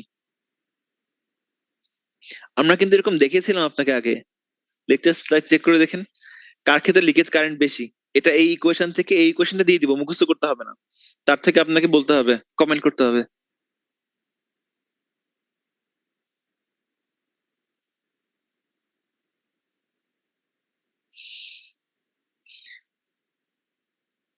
আচ্ছা, আগে কি ভিটিসি দেখিয়েছিলাম? ভোল্টেজ ট্রান্সফার ক্যারেক্টারিস্টিক্স অথবা ভোল্টেজ ট্রান্সফার কার্ভ, যাই বলেন না কেন, এটাকে আগে দেখিয়েছিলাম। না স্যার। আচ্ছা, এটার কাজ হচ্ছে যে আমরা ইনপুট পটেনশিয়াল দিব একটা ইনভার্টারের জন্য, একটা ইনভার্টারের জন্য আমরা ইনপুট দিব, এই গ্রাফটা কিন্তু ইম্পর্টেন্ট, খুবই ইম্পর্টেন্ট, এবং এটা দেখতে জন্য আমাদের সময় দিয়ে একটু দেখতে হবে, এবং আমরা আউটপুটটা দেখবো, ইনপুট দিয়ে আউটপুটটা দেখবো। এখন আপনারা একটা ইনভার্টারের জন্য এটা করছি আমরা, একটা স্ট্যাটিক সিমস ইনভার্টারের জন্য করছি, যার উপরে একটা পিমস আছে, নিচে একটা এনমস আছে। আমাদের কাজ হচ্ছে এইটার জন্য এই ভি ইন দিয়ে এই ভি আউটটা দেখা। ঠিক আছে, আচ্ছা, এবং সেখান থেকে নয়েজ মার্জিনটা বের করা। নয়েজ মার্জিন হচ্ছে কতটুকু রেঞ্জের মধ্যে নয়েজ আসলে আপনি টলারেট করতে পারবেন। নয়েজের মার্জিনটা আপনার জানা দরকার যে কতটুকু রেঞ্জের মধ্যে নয়েজ আসলেও আপনি টলারেট করতে পারবেন, আপনার ডিভাইস কাজ করবে। মানে নয়েজ এসে ডিভাইসের ইনপুট ভোল্টেজের লেভেলটাকে নাড়া দিয়ে ফেলবে, ধরেন 1 ভোল্ট না এসে নয়েজ এসে সেটাকে ধরেন 0.8 বা 0.7 করে ফেললেও কি আপনার ডিভাইস কাজ করবে কিনা, মানে 0.7, 1 ভোল্টের জায়গায় 0.7 বানায় ফেললেও এটা নেক্সট স্টেজের জন্য যখন ইনপুট হিসেবে আপনি নিচ্ছেন, তখন ওই 0.7 ভোল্টটাকে আপনার নেক্সট স্টেজ কি ইনপুট হিসেবে রিকগনাইজ করতে পারবে কিনা, সেটা আপনার ডিভাইসের নয়েজ মার্জিনের উপর নির্ভর করবে। আপনার ডিভাইসটা কেমন তার উপর ডিপেন্ড করবে যে সে ওই 0.7টা তার রেঞ্জের মধ্যে পড়ে কিনা। ওটাই আমরা এখন এখান থেকে দেখব। তো প্রথমে যে গ্রাফটা আঁকা হয়েছে এখানে একে দেওয়া হয়েছে, এটা হচ্ছে আইডিয়াল গ্রাফ। আপনারা দেখেই বুঝতে পাচ্ছেন এরকম শার্প এজ থাকা মানেই হচ্ছে আইডিয়াল, বিকজ নন আইডিয়াল বা রিয়েলিস্টিক গ্রাফ কখনো শার্প এজ হয় না। এরকম ইউনিট স্টেপ টাইপের এজ গুলো আপনারা শুধু পাবেনই হচ্ছে আইডিয়াল ইফেক্টের ক্ষেত্রে। তো এই গ্রাফটা আঁকা হচ্ছে আইডিয়াল সিনারিওর জন্য, অর্থাৎ এই গ্রাফটা বলছে যে আমাদের ইনপুট ভোল্টেজ, আমরা কি জানি একটা ইনভার্টারের ক্ষেত্রে কি হয়, ইনপুট যখন 0, আউটপুট তখন কত হওয়ার কথা? একটা inverter, 1 static seems inverter, so আমাদের আউটপুটটা কিন্তু ভিডিডি হওয়ার কথা। দেখেন ইনপুট যখন 0 ছিল, আউটপুটটা তখন 1। ইনপুট যখন আমি বাড়িয়ে বাড়িয়ে ভিডিডি করব, মানে ইনপুট যখন আমি 1 ভোল্ট দিব, তখন আমার আউটপুটটা কত হওয়ার কথা ইনভার্টারের ক্ষেত্রে? 0। তো এই জন্য এখানে হচ্ছে 0। এবং এই ইনপুট আর আউটপুটের জন্য চেঞ্জটা কখন হবে? আইডিয়ালি বলা হচ্ছে সেই চেঞ্জের জায়গাটা হচ্ছে কে বলা হয় সুইচিং ভোল্টেজ। চেঞ্জের জায়গাটাকে বলা হয় সুইচিং ভোল্টেজ। এবং আইডিয়ালি অবভিয়াসলি আপনার রেঞ্জের মাঝখানের পয়েন্টকে বলা হবে সুইচিং পয়েন্ট। তার মানে আইডিয়ালি বলা হচ্ছে 0 থেকে এই ভিডিডি বা 1 ভোল্টের মাঝামাঝি হচ্ছে ভিডিডি বাই 2। সো আইডিয়ালি বলা হচ্ছে ভিডিডি বাই 2 পর্যন্ত, 0 থেকে 0.5 পর্যন্ত এই ভোল্টেজকে ধরা হচ্ছে লজিক 0। এবং 0 থেকে 5 থেকে 1 ভোল্ট এটাকে বলা হচ্ছে লজিক 1। তার মানে আপনার ভোল্টেজ 0 থেকে 0.5 থাকলে ডিভাইস ভাববে লজিক 0, আর 0.5 থেকে 1 ভোল্ট হলে সে ভাববে এটা হচ্ছে লজিক 1। এই কারণে এই 0 থেকে 0.5 এই সময়টুকু পর্যন্ত আপনার ইনপুটটা কি? ইনপুটটা হচ্ছে লজিক 0, এই জন্য কোটেশনের মাঝখানে রেখেছি। আর এরপরে আপনার যখন ইনপুট ভোল্টেজটা 0.5 এর চেয়ে বেশি হয়ে গেছে, তখন আমরা এটাকে বলছি লজিক 1। ঠিক আছে, এখন লজিক যখন 0, আপনার আউটপুট লজিক তখন কত হবে ইনভার্টারের ক্ষেত্রে? 1 1 হবে। এই কারণে দেখেন এই পয়েন্ট পর্যন্ত আপনার আউটপুট কিন্তু 1। আর যখনই আপনার এর পরে আপনারা এই জোনে চলে আসলেন, আপনারা যখনই এরপরে এই রেড জোনে চলে আসলেন, তখন আপনার ইনপুটকে সে অ্যাজিউম করছে 1, অর্থাৎ আউটপুট হয়ে যাবে 0। এই জন্য আউটপুটটা 0। ঠিক আছে, সেটাই এখানে বলা হয়েছে যে আমরা ওই রেঞ্জে অপারেট করছে। এই দেখেন 0 থেকে ভিডিডি বাই 2 পর্যন্ত আমরা এটাকে 0 হিসেবে কাউন্ট করছি, এবং এর পরের রেঞ্জটাকে আমরা 1 হিসেবে কাউন্ট করছি। অর্থাৎ আপনার এখানে এই ইনপুট রেঞ্জটা অনেক ওয়াইড একটা রেঞ্জ আপনি দিচ্ছেন 0 থেকে ভিডিডি বাই 2, বাট এটা কিন্তু আইডিয়াল সিনারিও। সো আমাদেরকে দেখতে হবে নন আইডিয়ালি আপনারা আসলে জিনিসটা কেমন পান। এটা আমাদের আইডিয়াল সিনারিও, কিন্তু আমরা দেখবো ডিভাইসে যখন আমরা যাব তখন আমরা নন আইডিয়াল সিনারিওটা দেখতে পারবো, বিকজ ডিভাইস তো আর এভাবে কাজ করে না যে 0 থেকে 0.5 ভোল্ট পর্যন্ত থাকবে, তা কিন্তু না। বিকজ আপনারা কি জানেন এনমস কখন অন হয়ে যায়? এনমস কিন্তু 0.5 পর্যন্ত ওয়েট করে না। এনমস যখনই থ্রেশহোল্ড তো 0.2 ভোল্ট ধরছি আমরা, আপনার এনমস যখনই 0.2 ভোল্ট পেয়ে যায় তখনই কিন্তু অন হয়ে গেছে, সে কিন্তু 0.5 পর্যন্ত অপেক্ষা করেনি। একই কথা কিন্তু পিমস এর জন্য সত্য। পিমস অন হওয়ার জন্য তার সোর্স টু গেটের যে পটেনশিয়াল ছিল সেটাকে হতে হবে, সোর্স টু গেটের মাঝখানে ডিফারেন্সটাকে হতে হবে 0.2 এর চেয়ে বেশি। সেটা হলেই কিন্তু সে অন হয়ে যাবে, সে কিন্তু 0.5 পর্যন্ত ওয়েট করবে না। তার অর্থ এই আইডিয়াল এজ গুলো আসলে এরকম হয় না, এটা আসলে হয় হচ্ছে এরকম। মানে আমি যদি মুছে দেই এবং তারপর রাখি, এটা আসলে হবে হচ্ছে এরকম, এরকম, বা হয়তো বা আরেকটুখানি এরকম ভাবে আসবে, ডিপেন্ড করে কিভাবে ডিজাইন করছে তার উপর। এরকম হবে, এত শার্প এজ কখনোই হবে না। এবং সে অনেক আগের থেকেই ফল করতে শুরু করবে, সে কিন্তু একবারে শেষ পয়েন্টে গিয়ে ফল করবে না। ওটাই আমরা দেখবো। ঠিক আছে, তো এটা হচ্ছে আমাদের রিয়েলিস্টিক ভিউটা, এইটা আমাদের রিয়েলিস্টিক ভিউ, এটা রিয়েলিস্টিক ভিউ। এবং এখানে আপনার গ্রাফের মধ্যে কিছু পার্টিকুলার জোন আছে। দেখেন এখানে তারা এই ইনপুটের ক্ষেত্রে মেনশন করেছিল আইএল, মেনশন করেছে আইএইচ, আর মেনশন করেছে ওএল, আর OH, মানে OL OH আপনি এখানেও পাচ্ছেন। আর একটা হচ্ছে OUH আর OUL, আর হচ্ছে VS আছে। VS টাকে একটু আগে বলেছি, VS হচ্ছে সুইচিং ভোল্টেজ, মানে হচ্ছে যেই পয়েন্টে আমরা ধরি, একটু আগে কি দেখলাম, যেই পয়েন্টে ইনপুট আর আউটপুটটা আপনার ইকুয়াল ছিল সেটাকে বলা হয় সুইচিং পয়েন্ট। তো আমরা এই যে ভিটিসিটা এঁকেছি, এটা তো ভোল্টেজ ট্রান্সফার ক্যারেক্টারিস্টিক্স বা কার্ভ, সেটা হচ্ছে ইনপুটের সাথে আউটপুটটা কেমন হয় সেটাকে আমরা আঁকলাম। আঁকার পরে আমরা বললাম যে ভিএস হচ্ছে এমন একটা পয়েন্ট যেই পয়েন্টে তার ইনপুট এবং আউটপুটটা সমান হবে। তো এই গ্রাফটা হচ্ছে এদিকে এক্স আর এদিকে ওয়াই। তো ইনপুট আর আউটপুট সমান করে যদি আপনার এই ডটেড লাইনটা নেন, তাহলে এই ডটেড লাইন যেখানে ইন্টারসেক্ট করে এই পয়েন্টটা হবে আমাদের সুইচিং ভোল্টেজ। মানে আমরা ধরছি যে এই পয়েন্টের চেয়ে কম হওয়া মানে হচ্ছে লজিক 0, আর এই পয়েন্টের চেয়ে বেশি হওয়া মানে হচ্ছে লজিক 1। মানে আপনার ইনপুটটা এই ভিএস পর্যন্ত আমরা বলছি লজিক 0, আর এরপর থেকে এই ম্যাক্সিমাম ভোল্টেজ পর্যন্ত এটাকে বলছি লজিক 1। VOH হচ্ছে আমাদের ম্যাক্সিমাম আউটপুট, যেটা আমাদের VDD সমান। আউটপুট হাই আর আউটপুট লো যেটা OL, সেটা হচ্ছে সবচেয়ে কম ভোল্টেজ যেটা আমাদের ডিভাইসে থাকবে, সেটা হচ্ছে 0 ভোল্ট। ঠিক আছে। আর VIL হচ্ছে আপনার ইনপুটটা লো যেই পয়েন্টে পর্যন্ত অ্যাজিউম করা হবে সেটা। এটা আর সুইচিং ভোল্টেজ কিন্তু এক না। সুইচিং ভোল্টেজ হচ্ছে যেখানে আপনার ইনপুট এবং আউটপুটটা সমান, এবং সুইচিং ভোল্টেজকে আমরা একটা বর্ডার হিসেবে ধরি, যে বর্ডারের আগ পর্যন্ত আমরা এস্টিমেট করছি বা অনুমান করছি যে লজিক 0 এবং তারপরে লজিক 1। এটা হচ্ছে সুইচিং এর ডেফিনেশন।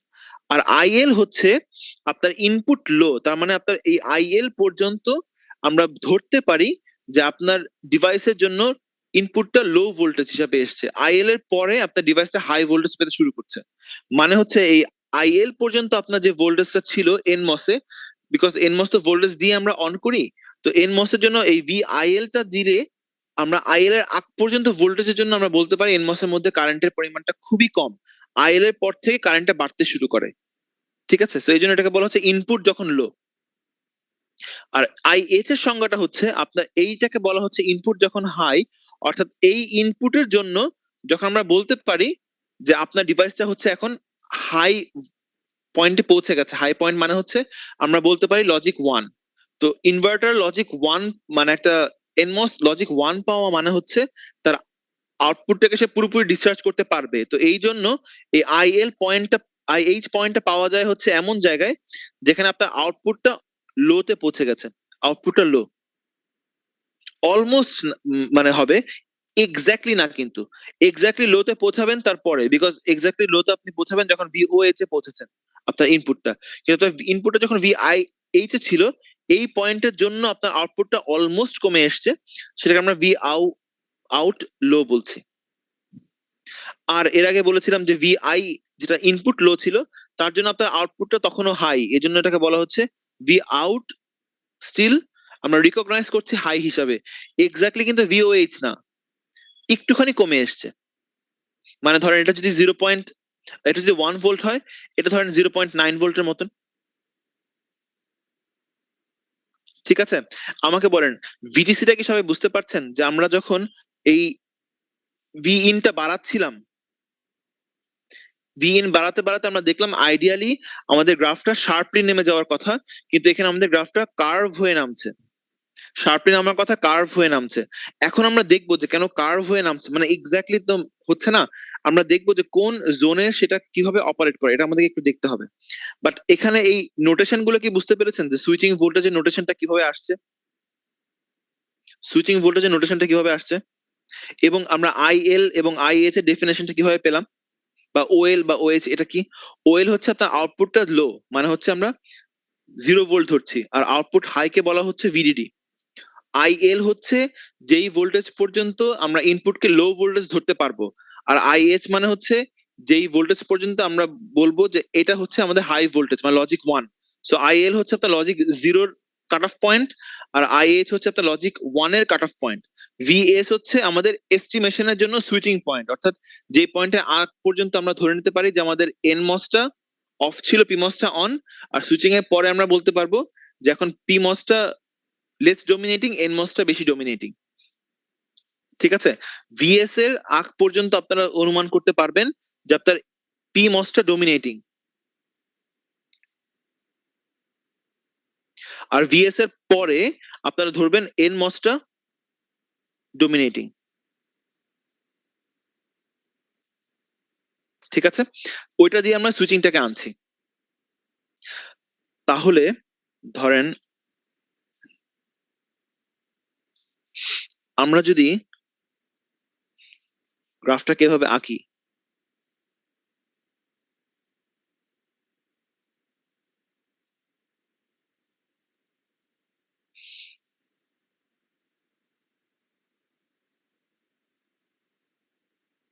ধরেন আমি একটু হোয়াইট করে আঁকলাম, ঠিক আছে। আচ্ছা, এখন আমি ধরেন আমাদের এখানে একটা এনমস একটা পিমস আছে না, একসাথে একটা পিমস আছে আর একটা এনমস আছে, ঠিক আছে। আমরা এই এনমস এর জন্য আগে দেখি, তারপর পিমস এর জন্য দেখবো। এনমস এর জন্য আগে দেখি, আপনার এনমসটা এই ভি ইন তো পাচ্ছে, ঠিক আছে। এখন শুরুতে যখন এই পয়েন্টে ছিল, আমরা ধীরে ধীরে এদিকে যাব, ঠিক আছে, এদিকে যাব। আমি কিছু পয়েন্ট ডিফাইন করলাম, ধরেন এটাকে বললাম ভিটিএন পয়েন্ট, এটাকে বললাম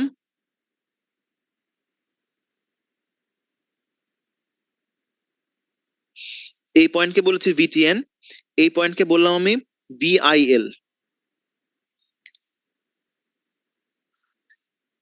এই পয়েন্টটাকে পাবো সুইচিং। দেখেন সুইচিংটা কিভাবে আঁকলাম, ঠিক ইকুয়াল করে আপনি যে লাইনটা নেবেন ভি ইন আর ভি আউট, সেইটা যেখানে ইন্টারসেক্ট করবে এটা হবে সুইচিং, ঠিক আছে।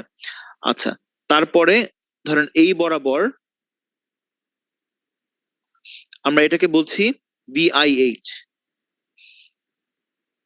তারপর এই পয়েন্টটাকে বলছি ভিডিডি মাইনাস ভিটিপির ভ্যালু, এবং এরপরে হচ্ছে এখানে গেলে আমাদের এক্স্যাক্টলি ভিডিডির সমান। তাহলে জোনগুলোকে আমি যদি লাল দিয়ে মার্ক করি, এটা হচ্ছে ভিটিএন, এটা ভিআইএল, এটা ভিআইএইচ, এটা ভিডিডি মাইনাস ভিটিপির ভ্যালু, আর এটা হচ্ছে ভিডিডি। ঠিক আছে, আমি ফার্স্টে এইগুলোকে পয়েন্টগুলোকে দিলাম, এবং আমি জোন ডিক্লেয়ার করি, বললাম এটা এই পয়েন্ট পর্যন্ত এটা হচ্ছে জোন 1, পরের টুকুর জন্য এটা হচ্ছে জোন 2, এটা জোন 3, এটা জোন 4, আর এটা হচ্ছে জোন 5। ঠিক আছে, এখন এই 5টা জোনের জন্য আমরা অ্যানালাইসিস করব। আমরা দেখব আমাদের 5টার জন্য জোনের জন্য এনমস আর পিমস কেমন হয়। ঠিক আছে, আমি ধরেন বললাম এটা জোন 1 এর জন্য 2, 3, 4 আর 5। আমরা এনমস এর জন্য আগে লিখবো এনমস। ঠিক আছে, আচ্ছা আমাকে বলেন তো এই জোন 1 এর জন্য এনমসটা কোথায় আছে? এই জোন 1 এখানে যখন অপারেট করছে, এটুকুর মধ্যে, মানে আপনার ইনপুট ভোল্টেজ ভিটিএন এর চেয়ে কম, তখন এনমসটা কোথায় আছে? আমাদের কমেন্ট হবে কাট অফ, লিনিয়ার নাকি স্যাচুরেশন, সি এল নাকি এস, কাট অফ, লিনিয়ার নাকি স্যাচুরেশন এই জোন 1 এর জন্য। এনমস নিয়ে কথা বলছি। আচ্ছা, এনমস এর গেইটে আপনি ভি ইন দিয়েছেন, আমাদের এই এনমসটার গেইটে, এই গেইটে আমরা ভি ইন দিয়েছি, এবং এই ভি ইন এর পটেনশিয়াল 0 এবং ভিটিএন এর মাঝখানে আছে, মানে ভিটিএন অপেক্ষা কম, থ্রেশহোল্ড অপেক্ষা কম। তাহলে কি এনমসটা অন না অফ? Off sir. এনমসটা কি অফ না? তার মানে জি, জি। এনমসটা ওখানে কাট অফে থাকবে না। দেখেন আমি লিখলাম কিন্তু সি, জোন 1 এ কাট অফ থাকবে না। এটা কি সবাই বুঝতে পেরেছেন? জি স্যার। এখন জোন 2 এর দিকে তাকান,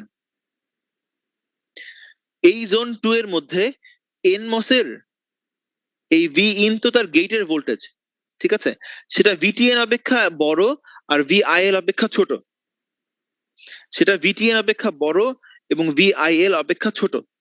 ঠিক আছে, ধরেন আমি আপনাকে বললাম যে ভিআইএল এর ভ্যালু, জাস্ট উদাহরণ হিসেবে বলছি, ভিআইএল এর ভ্যালু আমি আপনাকে বললাম এটা সে 0.3 ভোল্ট, ভিটিএন ছিল 0.2, এটাও 0.3 ভোল্ট। ঠিক আছে, এখন আপনার ভিজিএস এর ভ্যালু এই 0.3 তে আছে, তাহলে ভিজিএস এর ভ্যালু 0.3 তে আছে, এই ড্রেনের ভোল্টেজ এখন কত বলেন তো? ড্রেনের ভোল্টেজ এখানে দেখতে পাচ্ছেন 1 ভোল্ট না? আপনারা যখন এই রেঞ্জে আছেন তখন আউটপুট ভোল্টেজ তো এটা তো আউটপুট ভোল্টেজ। আউটপুট মানে হচ্ছে আপনার ডি এর ভ্যালু, তাহলে ডি এর ভ্যালু এখনো 1 এ আছে, আর এনমস এর জন্য তার গেটটা কত আছে? 0.3 এর মতন। তাহলে এখন কোন রিজনে থাকবেন? কাট অফ, লিনিয়ার না স্যাচুরেশন? Linear sir.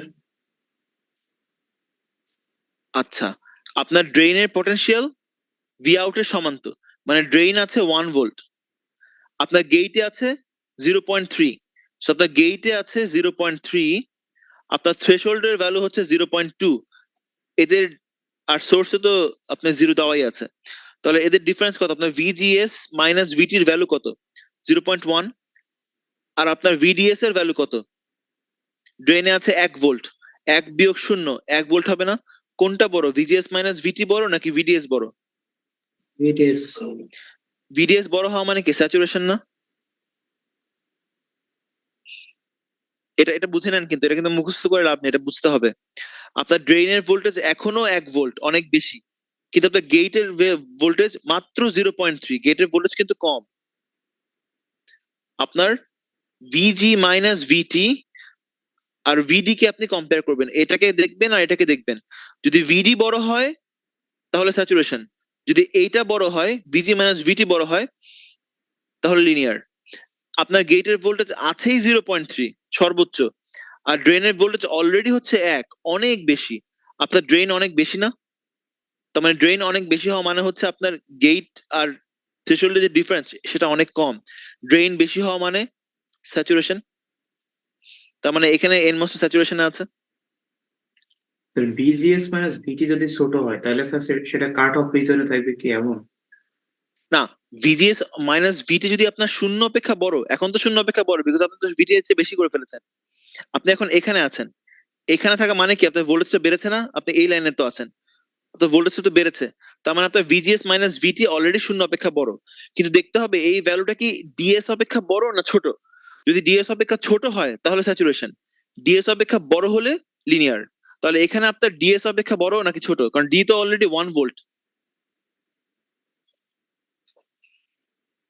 এর সাথে স্যার কম্পেয়ার করতেছিলাম না। আপনারা ভিজিএস মাইনাস ভিটির সাথে কম্পেয়ার করছেন না? জি স্যার। হ্যাঁ, তাহলে ভিজিএস মাইনাস ভিটির ভ্যালু কত? এই এনমস এর জন্য কিন্তু, পিমস না কিন্তু, এনমস। 0.1 স্যার। আচ্ছা, আপনাদের এটা কি মনে হচ্ছে বুঝতে সমস্যা হচ্ছে? দাঁড়ান আমি ইয়েতে দেখাই, কারণ এটা জরুরি।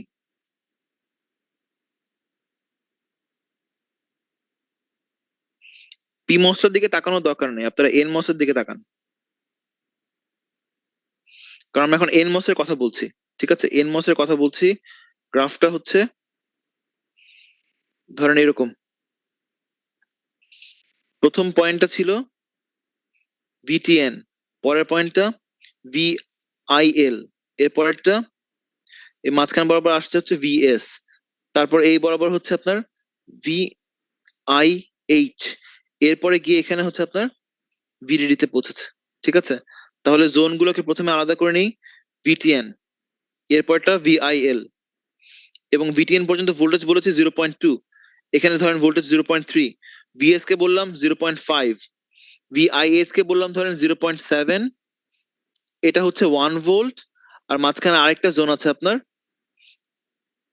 যে জোনের নাম হচ্ছে ভিডিডি মাইনাস ভিটিপির ভ্যালু, সেটাও হচ্ছে আপনার 0.8। ঠিক আছে, এখন আপনাকে দেখতে হবে, আমরা জোনের নাম দিয়েছিলাম যেটা আমাদের জোন 1, এটা জোন 2 ভিআইএল পর্যন্ত, ভিআইএল থেকে আইএইচ এই পুরোটা সময় পর্যন্ত এটাকে বলেছি জোন 3, আইএইচ থেকে ভিডিডি মাইনাস ভিটি ওই পর্যন্ত বলেছি জোন 4, আর তারপর পুরোটা ভোল্টেজকে বলেছি জোন 5। এই জোন গুলোকে সবাই বুঝতে পারছেন মার্ক করাটা? জি স্যার। এটা জোন 1 2 3 4 5। ঠিক আছে, আমরা কিন্তু শুধু এনমস এর কথা বলছি, আমি ভোল্টেজটা বাড়াচ্ছি মানে আমি এদিকে যাচ্ছি, আমি এখন যাচ্ছি কিন্তু এদিকে। ঠিক আছে, আমি ইনপুট, এটা কিন্তু আমার ইনপুট সিগন্যাল, আউটপুটটা কোন দিকে, উপরের দিকে হচ্ছে আউটপুট, এদিকে আছে আমার ইনপুট। সো আমরা ইনপুটটাকে বাড়াচ্ছি। যখন আমার ইনপুট মানে কি, এটা কি আমার গেট ভোল্টেজ না? এনমস এর জন্য ইনপুটই তো গেট, এইটা তো এনমস এর গেট। আর এই যে আউটটা ছিল, এই আউটটা কোত্থেকে নেই? ড্রেন থেকে নেই। আর সোর্স কিসে আছে? সোর্স আছে 0 গ্রাউন্ডে। ভোল্টে, রাইট। তাহলে আপনার এই প্রথম জোনের জন্য এনমসটা কিসে থাকবে? থ্রেশহোল্ড অপেক্ষা কম, তার মানে তো বন্ধ, এখানে সে কাট অফে থাকবে, জি স্যার। এই জন্য এটাকে সি বললাম। আচ্ছা, ভিটিএন এর পরে এই ভিআইএল পর্যন্ত ইনপুট যতক্ষণ পর্যন্ত সে লো হিসাবে ধরছে সেটা 0.3 ভোল্ট। তো 0.2 থেকে 0.3 এই রেঞ্জে মাঝখানে আপনি সর্বোচ্চ 0.3 ধরেন, আপনার গেট ভোল্টেজ এখন হচ্ছে 0.3। আপনার ভিটি কত? ভিটি বললাম 0.2, তো এদের ডিফারেন্স কত হচ্ছে? এদের ডিফারেন্স হচ্ছে 0.1। আর আপনার এই মুহূর্তে ভিডিএস এর ভ্যালু কত? ড্রেন তো স্টিল, আপনার ড্রেন ভোল্টেজটা কত? ভি আউট না, ভি আউট আপনার ড্রেন ভোল্টেজ, মানে এইটা হচ্ছে আপনার ড্রেনের ভোল্টেজ, এটা কিন্তু এখনো আপনার 1 ভোল্ট হয়ে আছে, তার মানে ভিডিএস আপনার এখনো কিন্তু 1। তাহলে আপনার ভিডিএস বড় নাকি ভিজিএস মাইনাস ভিটি বড়, কোনটা বড়? ভিডিএস বড় না? জি স্যার। যদি ভিডিএস বড় হয় তাহলে কি হবে?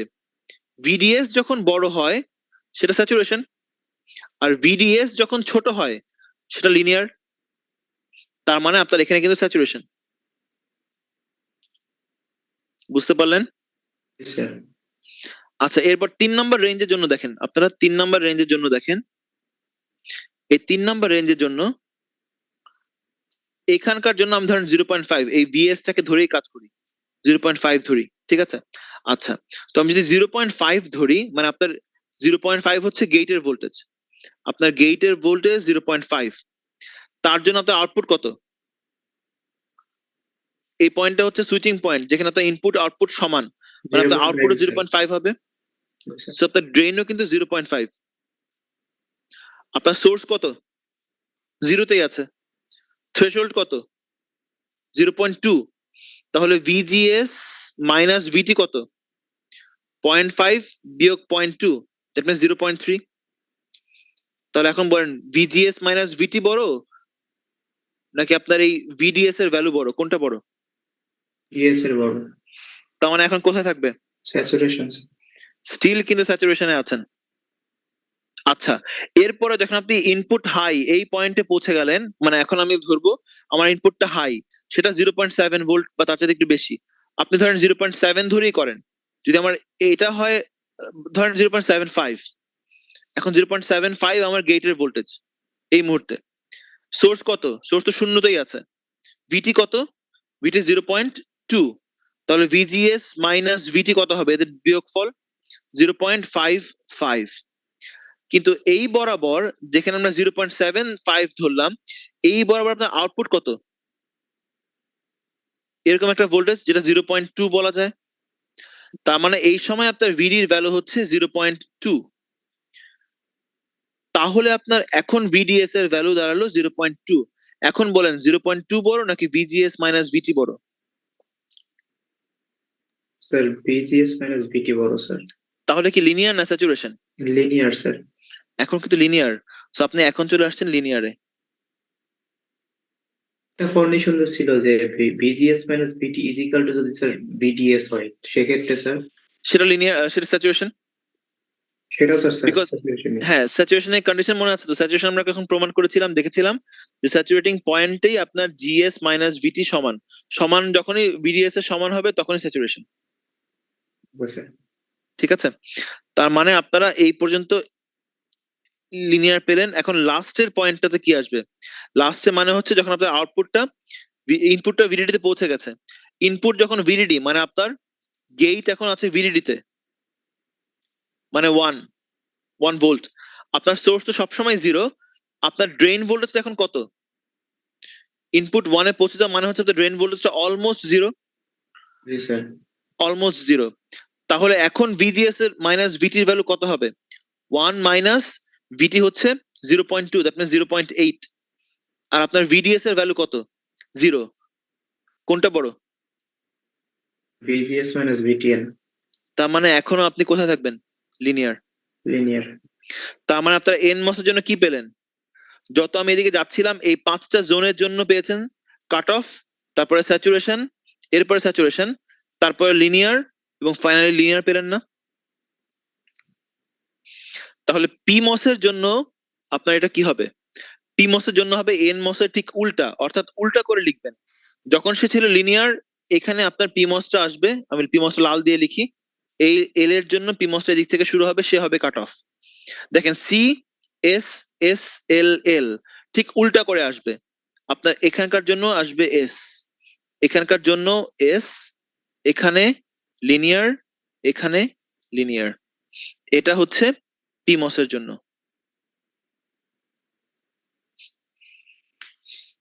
তাহলে প্রথম জোনে NMOS হচ্ছে cut off, PMOS linear.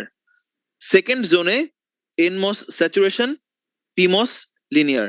Third জোনে NMOS saturation, PMOS saturation. Fourth জোনে NMOS লিনিয়ার, PMOS স্যাচুরেশন। আর ফিফথ বা লাস্ট জোনে NMOS টা লিনিয়ার, PMOS টা কাট অফ। ঠিক আছে?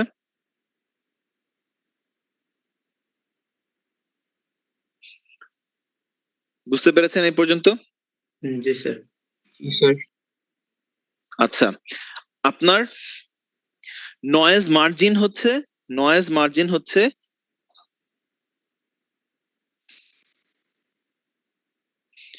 নয়েজ মার্জিন হাই হচ্ছে আপনার ইনপুট হাই দেওয়ার জন্য, দ্যাট মিনস আপনার এই VIH এর জন্য আপনার আউটপুটটা কতটুকু পর্যন্ত হচ্ছে সে ওয়ান অ্যাজিউম করবে, বা কতটুকু পর্যন্ত সে ওয়ান হিসাবে ধরে বা আউটপুটকে হাই হিসাবে ধরে, এই গ্যাপটাকে বলা হয় হচ্ছে নয়েজ মার্জিন হাই। তার মানে আপনার নয়েজ মার্জিন হাইটাকে এভাবে বোঝেন যে আমার V out H minus VIH, এটা আমাদের নয়েজ মার্জিন হাই। তার মানে আপনার আউটপুট ভোল্টেজটা ম্যাক্সিমাম কত আর ইনপুটের কত সর্বোচ্চকে সে ওয়ান হিসাবে ধরে, এদের যে ডিফারেন্স সেটা হচ্ছে হাই নয়েজ মার্জিন। আবারও বলি, আপনার আউটপুট হাই কত? 1 ভোল্ট। আর ইনপুট কত পর্যন্ত সে লজিক 1 ধরে? ধরেন ইনপুট আমি বললাম 0.7 পর্যন্ত লজিক 1 ধরে, তার মানে আপনার নয়েজ মার্জিন হাই হচ্ছে 1 মাইনাস 0.7। আমি বললাম যে না, ডিভাইসটা আরো ভালো, এটা 0.6 ভোল্টকেও 1 লজিক 1 ধরে, তখন আপনার নয়েজ মার্জিন হবে 1 মাইনাস 0.6, আরো বেড়ে গেল। আমি বললাম যে না, ডিভাইসটা খুবই ভালো, এটা 0.5 এর উপরে সবাইকেই লজিক 1 ধরে, আপনি বলবেন যে আচ্ছা 1 মাইনাস 0.5, তার মানে 0.5 আমার নয়েজ মার্জিন হাই, আরো ভালো। ঠিক আছে, নয়েজ মার্জিন লো ঠিক একই রকম, আপনার আউটপুট ভোল্টেজটা লো কততে হচ্ছে? 0 ভোল্টে, এবং আপনার ইনপুট কত হলে সে সেটাকে লো ভোল্টেজ হিসাবেই ধরবে। আমি বললাম শুরুতে যে 0.2 এর উপরে গেলে সে লো বোঝে না, 0.2 পর্যন্ত সে লো ভাবে। তার মানে আপনার নয়েজ মার্জিন লো এর ফর্মুলাটা হচ্ছে আপনার ইনপুট লো এর জন্য আউটপুট কত লো, এই ডিফারেন্সটা। তো আউটপুট লো তো আপনার হচ্ছে সাধারণত 0 ভোল্ট থাকে, ফর দ্য টাইমিং ধরে নেন। VIL হচ্ছে আপনার ইনপুট কত পর্যন্ত সে লো ধরবে, তার মানে আমি বললাম যে 0.2 এর বেশি সে লো ধরে না, তার মানে আপনার নয়েজ মার্জিন লো হচ্ছে 0.2। আমি বললাম ডিভাইসটা ভালো, সে 0.3 পর্যন্ত লোই বোঝে, তখন হবে 0.3 মাইনাস 0, দ্যাট মিনস 0.3। আমি বললাম যে ডিভাইসটা আরো ভালো, 0.4 পর্যন্ত উঠলেও সে লো ভোল্টেজই বোঝে, অর্থাৎ 0.4 মাইনাস 0। আমি বললাম যে না, ডিভাইসটা আরো ভালো, 0.5 পর্যন্ত সে লোই বোঝে, আপনারা এটা বললেন। আচ্ছা, এরপরে যদি আমি আপনাকে বলি ডিভাইসটা ভালো, 0.6 পর্যন্ত সে লোই বোঝে, তাহলে কিন্তু ভালো নাই। কেন ভালো নাই? কারণ আপনার সুইচিংটা ছিল আপনার ভিডিডির অর্ধেক, আপনার ভিডিডি অর্ধেক হচ্ছে 0.5। সো আপনি 0.5 এর যত কাছে রাখতে পারবেন তত বেটার পারফরমেন্স। 0.5 যদি ছাড়ায় যায়, ধরেন আপনার VIL কে বললাম 0.6, তার মানে 0.6 পর্যন্ত সে লোই বুঝে, এটা কিন্তু আপনার হাইয়ের দিকে প্রবলেম হয়ে গেল। হাই কিন্তু এখন আর আগের মতন ওই পুরোটা গ্যাপ পাচ্ছে না, সে কিন্তু পাচ্ছে 0.6 থেকে উপর পর্যন্ত। সো আমাদের যত মাঝখান পর্যায়ে পর্যন্ত থাকবে, অত হচ্ছে আপনার ভালো নয়েজ মার্জিন আপনি পাবেন। সো আমাদের উদ্দেশ্য যাতে করে 0.5 ভোল্টের উপরে সবাইকে লজিক হাই বোঝা এবং 0.5 এর নিচে সবাইকে লজিক 0 বোঝা। বুঝতে পেরেছেন? এ পর্যন্ত বুঝতে পেরেছেন জি নাকি স্যার। প্রশ্ন আছে?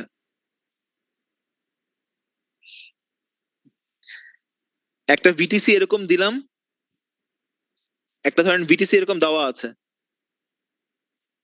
আমি বললাম আমরা কি করেছিলাম, ম্যাথ করেছিলাম সবসময় বিটা এন আর বিটা পি কে সমান করে। আমি যদি বলি আপনার বিটা পি বিটা এন এর চেয়ে বড়, যদি এটা হয় তাহলে বুঝবেন, যদি নীলটা হয় তাহলে গ্রাফটা আরো ডানে আসবে। এটাকে বলা হয় গুড পিমস বা ওভারসাইজড পিমস। আর যদি এমন হয় যে আপনার বিটা এন এর চেয়ে ছোট হয়ে গেছে, বিটা এন এর চেয়ে ছোট মানে হচ্ছে ব্যাড পিমস বা গুড এনমস, তখন গ্রাফটা যাবে বায়ে সরে। এটা হচ্ছে গুড এনমস অথবা ওভারসাইজড এনমস। তার মানে আপনার আইডিয়াল গ্রাফের যে শেপটা আমরা পেয়েছিলাম, মাঝখানে আইডিয়াল যে শেপটা পেয়েছিলাম, এখান থেকে যদি আপনার এই, আমরা তো ইকুয়াল রেশিও ধরে আমরা সবসময় সাইজিং করেছি, ইকুয়াল ধরে আর কে সমান করেছিলাম, মনে আছে? ইকুয়াল রাইজিং এবং ফলিং দিলে ধরে। সো আমাদের এই গ্রাফটা পাওয়া হয়েছে বিটা এন এবং বিটা পি কে সমান ধরে। যদি কোনো কারণে আমার বিটা পিটা বড় হয়, কোনো কারণে যদি বিটা পি বড় হয়, গ্রাফ ডান দিকে সরে যাবে, বলবো গুড পিমস। কোনো কারণে যদি বিটা এনটা বড় হয়, গ্রাফ বাম দিকে সরে যাবে এবং বলবো সে হচ্ছে গুড এনমস। ঠিক আছে? এই কনসেপ্টটা বুঝতে পেরেছেন সবাই?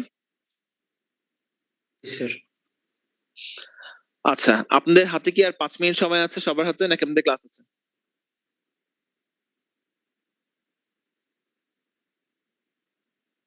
আপনাদের হাতে কি 5 মিনিট সময় আছে নাকি ক্লাস আছে? স্যার আছে স্যার। আছে স্যার। আচ্ছা, 5 মিনিটে একটা জিনিস দেখাই। জি স্যার। জি স্যার।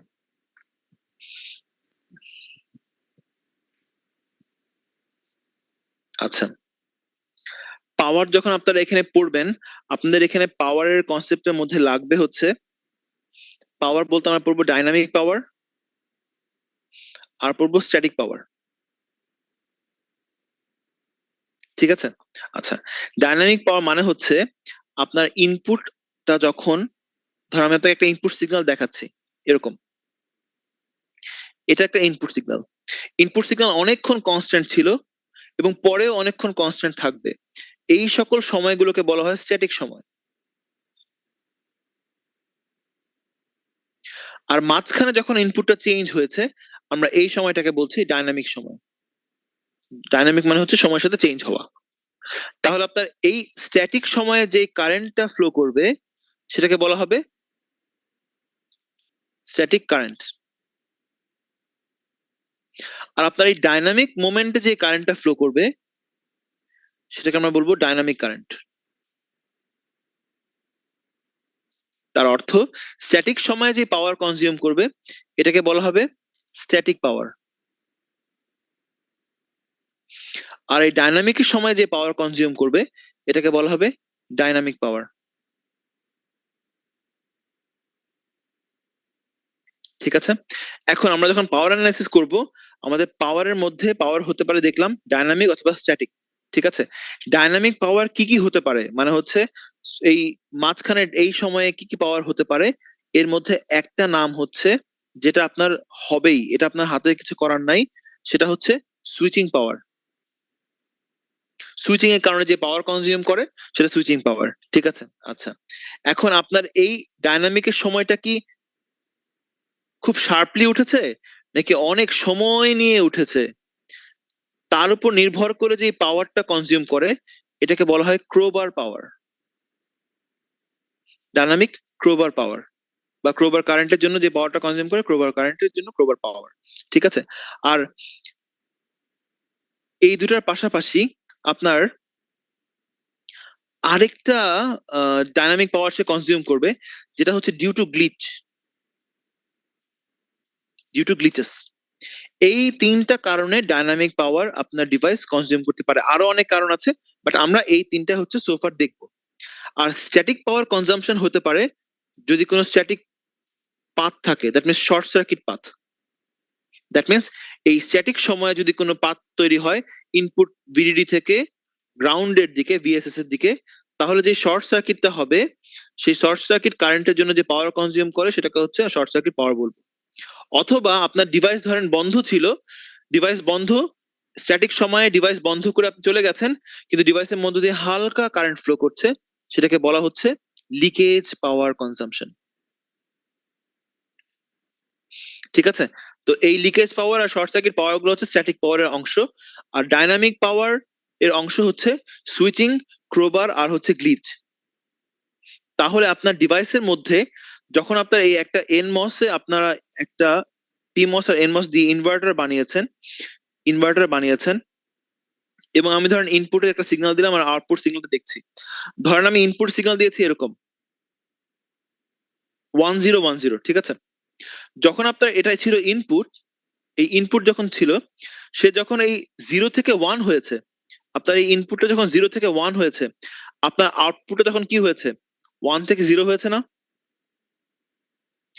সো আপনার ইনপুটের এই চেঞ্জের সময় আউটপুট একটা চেঞ্জ হয়েছে, মানে ইনপুটের হাই হওয়ার কারণে আউটপুটটা লো হয়েছে, আউটপুট ডিসচার্জ হয়েছে, সে চার্জ ছেড়ে দিয়েছে। আবার আপনার ইনপুট যখন লো হলো, আউটপুট কিন্তু তখন আবার চার্জ করেছে, মানে সে আবার চার্জ কারেন্ট নিয়েছে। আবার আপনার ইনপুট যখন হাই হয়েছে, আউটপুটটা ডিসচার্জ হয়ে গেছে, মানে প্রতি সাইকেলে আপনার ইনপুট চেঞ্জ হওয়ার সুইচের কারণে আপনার আউটপুটটা কিন্তু ইনপুট সুইচিং এর কারণে আউটপুটটা চার্জ ও ডিসচার্জ হচ্ছে। তার মানে এই সময়ে আপনার যে কারেন্টটা কনজিউম করে যাচ্ছে এটাকে আমরা বলছি সুইচিং কারেন্ট, এবং এটার জন্য যে পাওয়ার কনজিউম করে এটাকে বলা হয় সুইচিং পাওয়ার কনজাম্পশন। এটা একটা ডাইনামিক পাওয়ার কনজাম্পশন। আর একটু আগে বললাম আপনার ইনপুটটা যদি এরকম হতো, ধরেন এটা আপনার ইনপুট, অনেক সময় ধরে যেটা উঠেছে এটাকে বলা হয় স্লিউ রেট।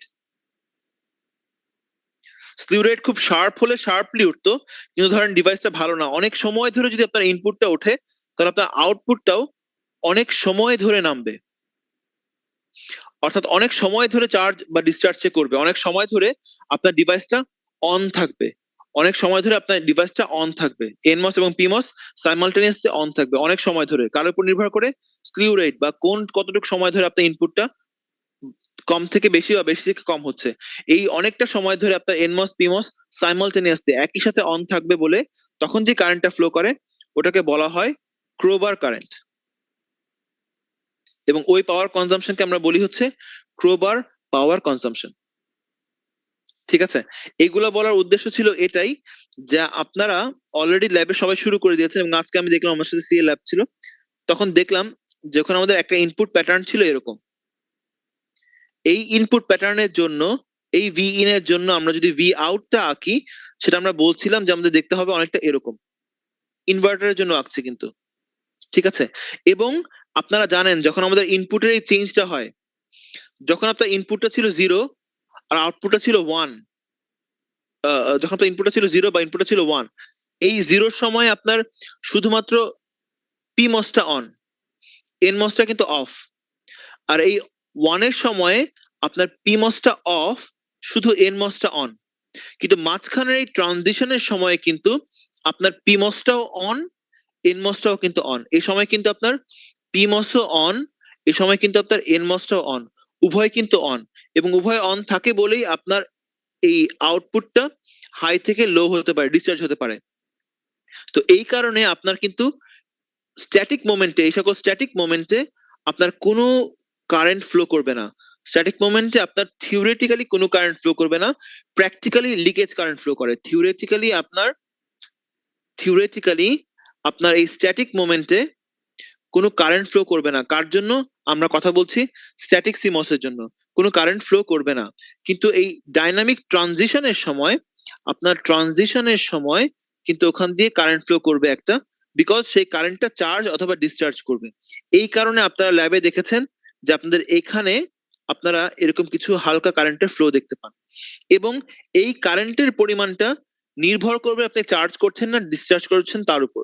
আপনার যদি এই কারেন্টটা হয়ে থাকে, ধরেন এখানে আমরা ফল করছিল আউটপুটটা, আউটপুট ফল করা মানে হচ্ছে মেইনলি ডিসচার্জ করা, আউটপুট ফল করা মানে হচ্ছে মেইনলি ডিসচার্জ করা, তার মানে তখন এন মসের কারেন্টটা হবে বেশি PMOS এর কারেন্টটা হবে কম। আর যদি আপনি আউটপুটটা চার্জ করতেন তাহলে PMOS এর কারেন্টটা হতো বেশি, NMOS এর কারেন্টটা হতো কম। ঠিক আছে, তো এই কারণে হচ্ছে আপনারা ওরকমের শেপ দেখেছেন, এবং ওখানে যে পাওয়ার কনজিউম হয় সেটাকে বলা হচ্ছে ডাইনামিক পাওয়ার কনজাম্পশন, এবং এই কারেন্টটা উঠে আবার নেমে যেতে হবে, অর্থাৎ জিরোতে চলে মানে অলমোস্ট লিকেজ বা জিরোতে চলে আসতে হবে। এই কারেন্টটা যদি উঠে কোনো কারণে স্টিক করে থাকে, আপনারা বুঝবেন যে ডিভাইসে ফল্ট হয়েছে। সো আমরা যদি কখনো ফল্ট অ্যানালাইসিস পড়ি তখন আমরা দেখবো যে কারেন্টটা মেপে কিভাবে বোঝা যায় যে ফল্ট হয়েছে নাকি হয় নাই।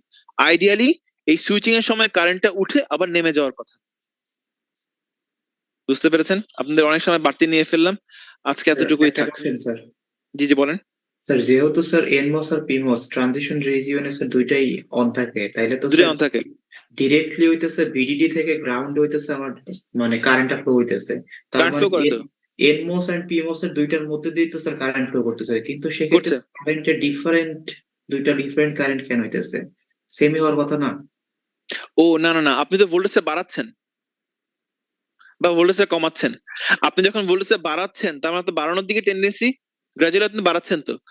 একটা পর্যায়ে গিয়ে সুইচিং পয়েন্ট পর্যন্ত, এটা হচ্ছে ইম্পর্টেন্ট পয়েন্ট, সুইচিং পয়েন্ট পর্যন্ত তার আপনি ধরেন ভোল্টেজটা বাড়াচ্ছিলেন শূন্য থেকে আপনি বাড়িয়ে ভিডিডির দিকে যাচ্ছেন, তার মানে শুরুতে যখন ছিলেন আপনার পিমসটা অন ছিল আর এনমসটা আপনার অফ ছিল।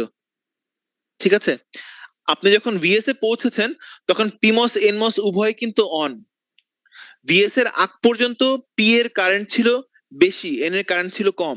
আপনি যখন ভিএস পার করে ফেলেছেন তখন পি এর কারেন্ট, আপনি ভিএস পার করা মানে আপনি ভিডিডির দিকে যাচ্ছেন, তখন কিন্তু পি এর কারেন্টটা কমে যাচ্ছে, এন এর কারেন্ট কিন্তু বাড়ছে। সো মাঝখানে একটা সময় কিন্তু দুজন ফাইট করেছে যে কে চার্জ করবে কে ডিসচার্জ করবে, সাইমালটেনিয়াসলি চার্জিং ডিসচার্জিং হচ্ছিল ওই ভিএস পয়েন্টে। সো ওই পয়েন্টে যদি আপনি ভোল্টেজটাকে নিয়ে বসায় রাখেন আর বাড়াচ্ছেন না, আপনি ধরেন আমাদের সিগন্যাল জেনারেটর দিয়ে ভোল্টেজ বাড়িয়ে ওই পয়েন্টে গিয়ে আমি ফিক্স করে দিলাম, আমি আর ভোল্টেজটা বাড়াচ্ছি না, ভিএস এ গিয়ে ফিক্স করে দিয়েছি, তাহলে কিন্তু আপনার ওই ভোল্টেজের কারণে দেখবেন যে আপনার কনস্ট্যান্ট কারেন্ট ফ্লো করছে। আউটপুট কিন্তু একটু আগে কি দেখলাম ভিডিসি তে, আউটপুট কিন্তু জিরো বা ভিডিডি কোনোটাতে পৌঁছাবে না, আউটপুটও ওই 0.5 ভোল্টেজ স্টিক করে বসে থাকবে। আপনি যখন এরপরে বাড়াতে শুরু করবেন তখন দেখবেন যে আপনার ভোল্টেজটা বাড়ানোর কারণে এবার পিমসটা উইক হয়ে যাচ্ছে, এনমসটা স্ট্রং হচ্ছে, পিমস এর কারেন্টটা উইক হয়ে যাচ্ছে, এনমস এর কারেন্টটা স্ট্রং হয়ে যাচ্ছে, অর্থাৎ এনমস তখন ডিসচার্জ করা শুরু করেছে পিমস এর চার্জিং এর চাইতেও বেশি। তখন আপনার ক্যাপাসিটেন্সটা ইভেন্চুয়ালি লোড ক্যাপটা বেশি ডিসচার্জ হয়ে আউটপুটটা জিরো হবে। বাট ভিএস এ যদি আপনি স্টিক করে থাকেন তাহলে কিন্তু চার্জ এবং ডিসচার্জ একই সাথে সাইমালটেনিয়াসলি হওয়ার কারণে কিন্তু ভোল্টেজটা আর কমবে না। আমি কি বুঝতে পেরেছি? জি স্যার। আচ্ছা, সবাই যদি বুঝে থাকেন বা কোশ্চেন থাকলে করতে পারেন, আর তা না হলে যাওয়ার সময় চ্যাটে আপনাদের আইডিটা লিখে রেখে যান। আমরা যে স্যার ইনভার্টারটা মানে ডিজাইন করলাম, এটা স্যার লেভেল ট্রিগারিং না হইতেছে এজ ট্রিগারিং? আপনারা যে ইনভার্টারটা ডিজাইন করেছেন এটা নাইদার লেভেল ট্রিগারিং নর এজ ট্রিগারিং, বিকজ আপনাদের এখান থেকে কোনো ক্লক ডিপেন্ডেন্ট সার্কিট না এটা। আমার কথা কি বুঝতে পেরেছেন? জি স্যার। আপনার তো ক্লক ডিপেন্ডেন্সি থাকলেই আপনি একমাত্র বলতে পারবেন যে লেভেল ট্রিগারিং নাকি এজ ট্রিগারিং। তার মানে হচ্ছে যদি আমরা এই ইনভার্টারটাকে মডিফাই করে এর মধ্যে একটা একটা করে পিমস এবং একটা করে এনমস আনি আরো বাড়তি, তার সাথে ধরেন আমরা উপরের এনমস এর সাথে ধরেন ফর এক্সাম্পল আমি আপনাকে বললাম যে আমরা যদি এই কাজটা করি, যে আমাদের এরকম ছিল,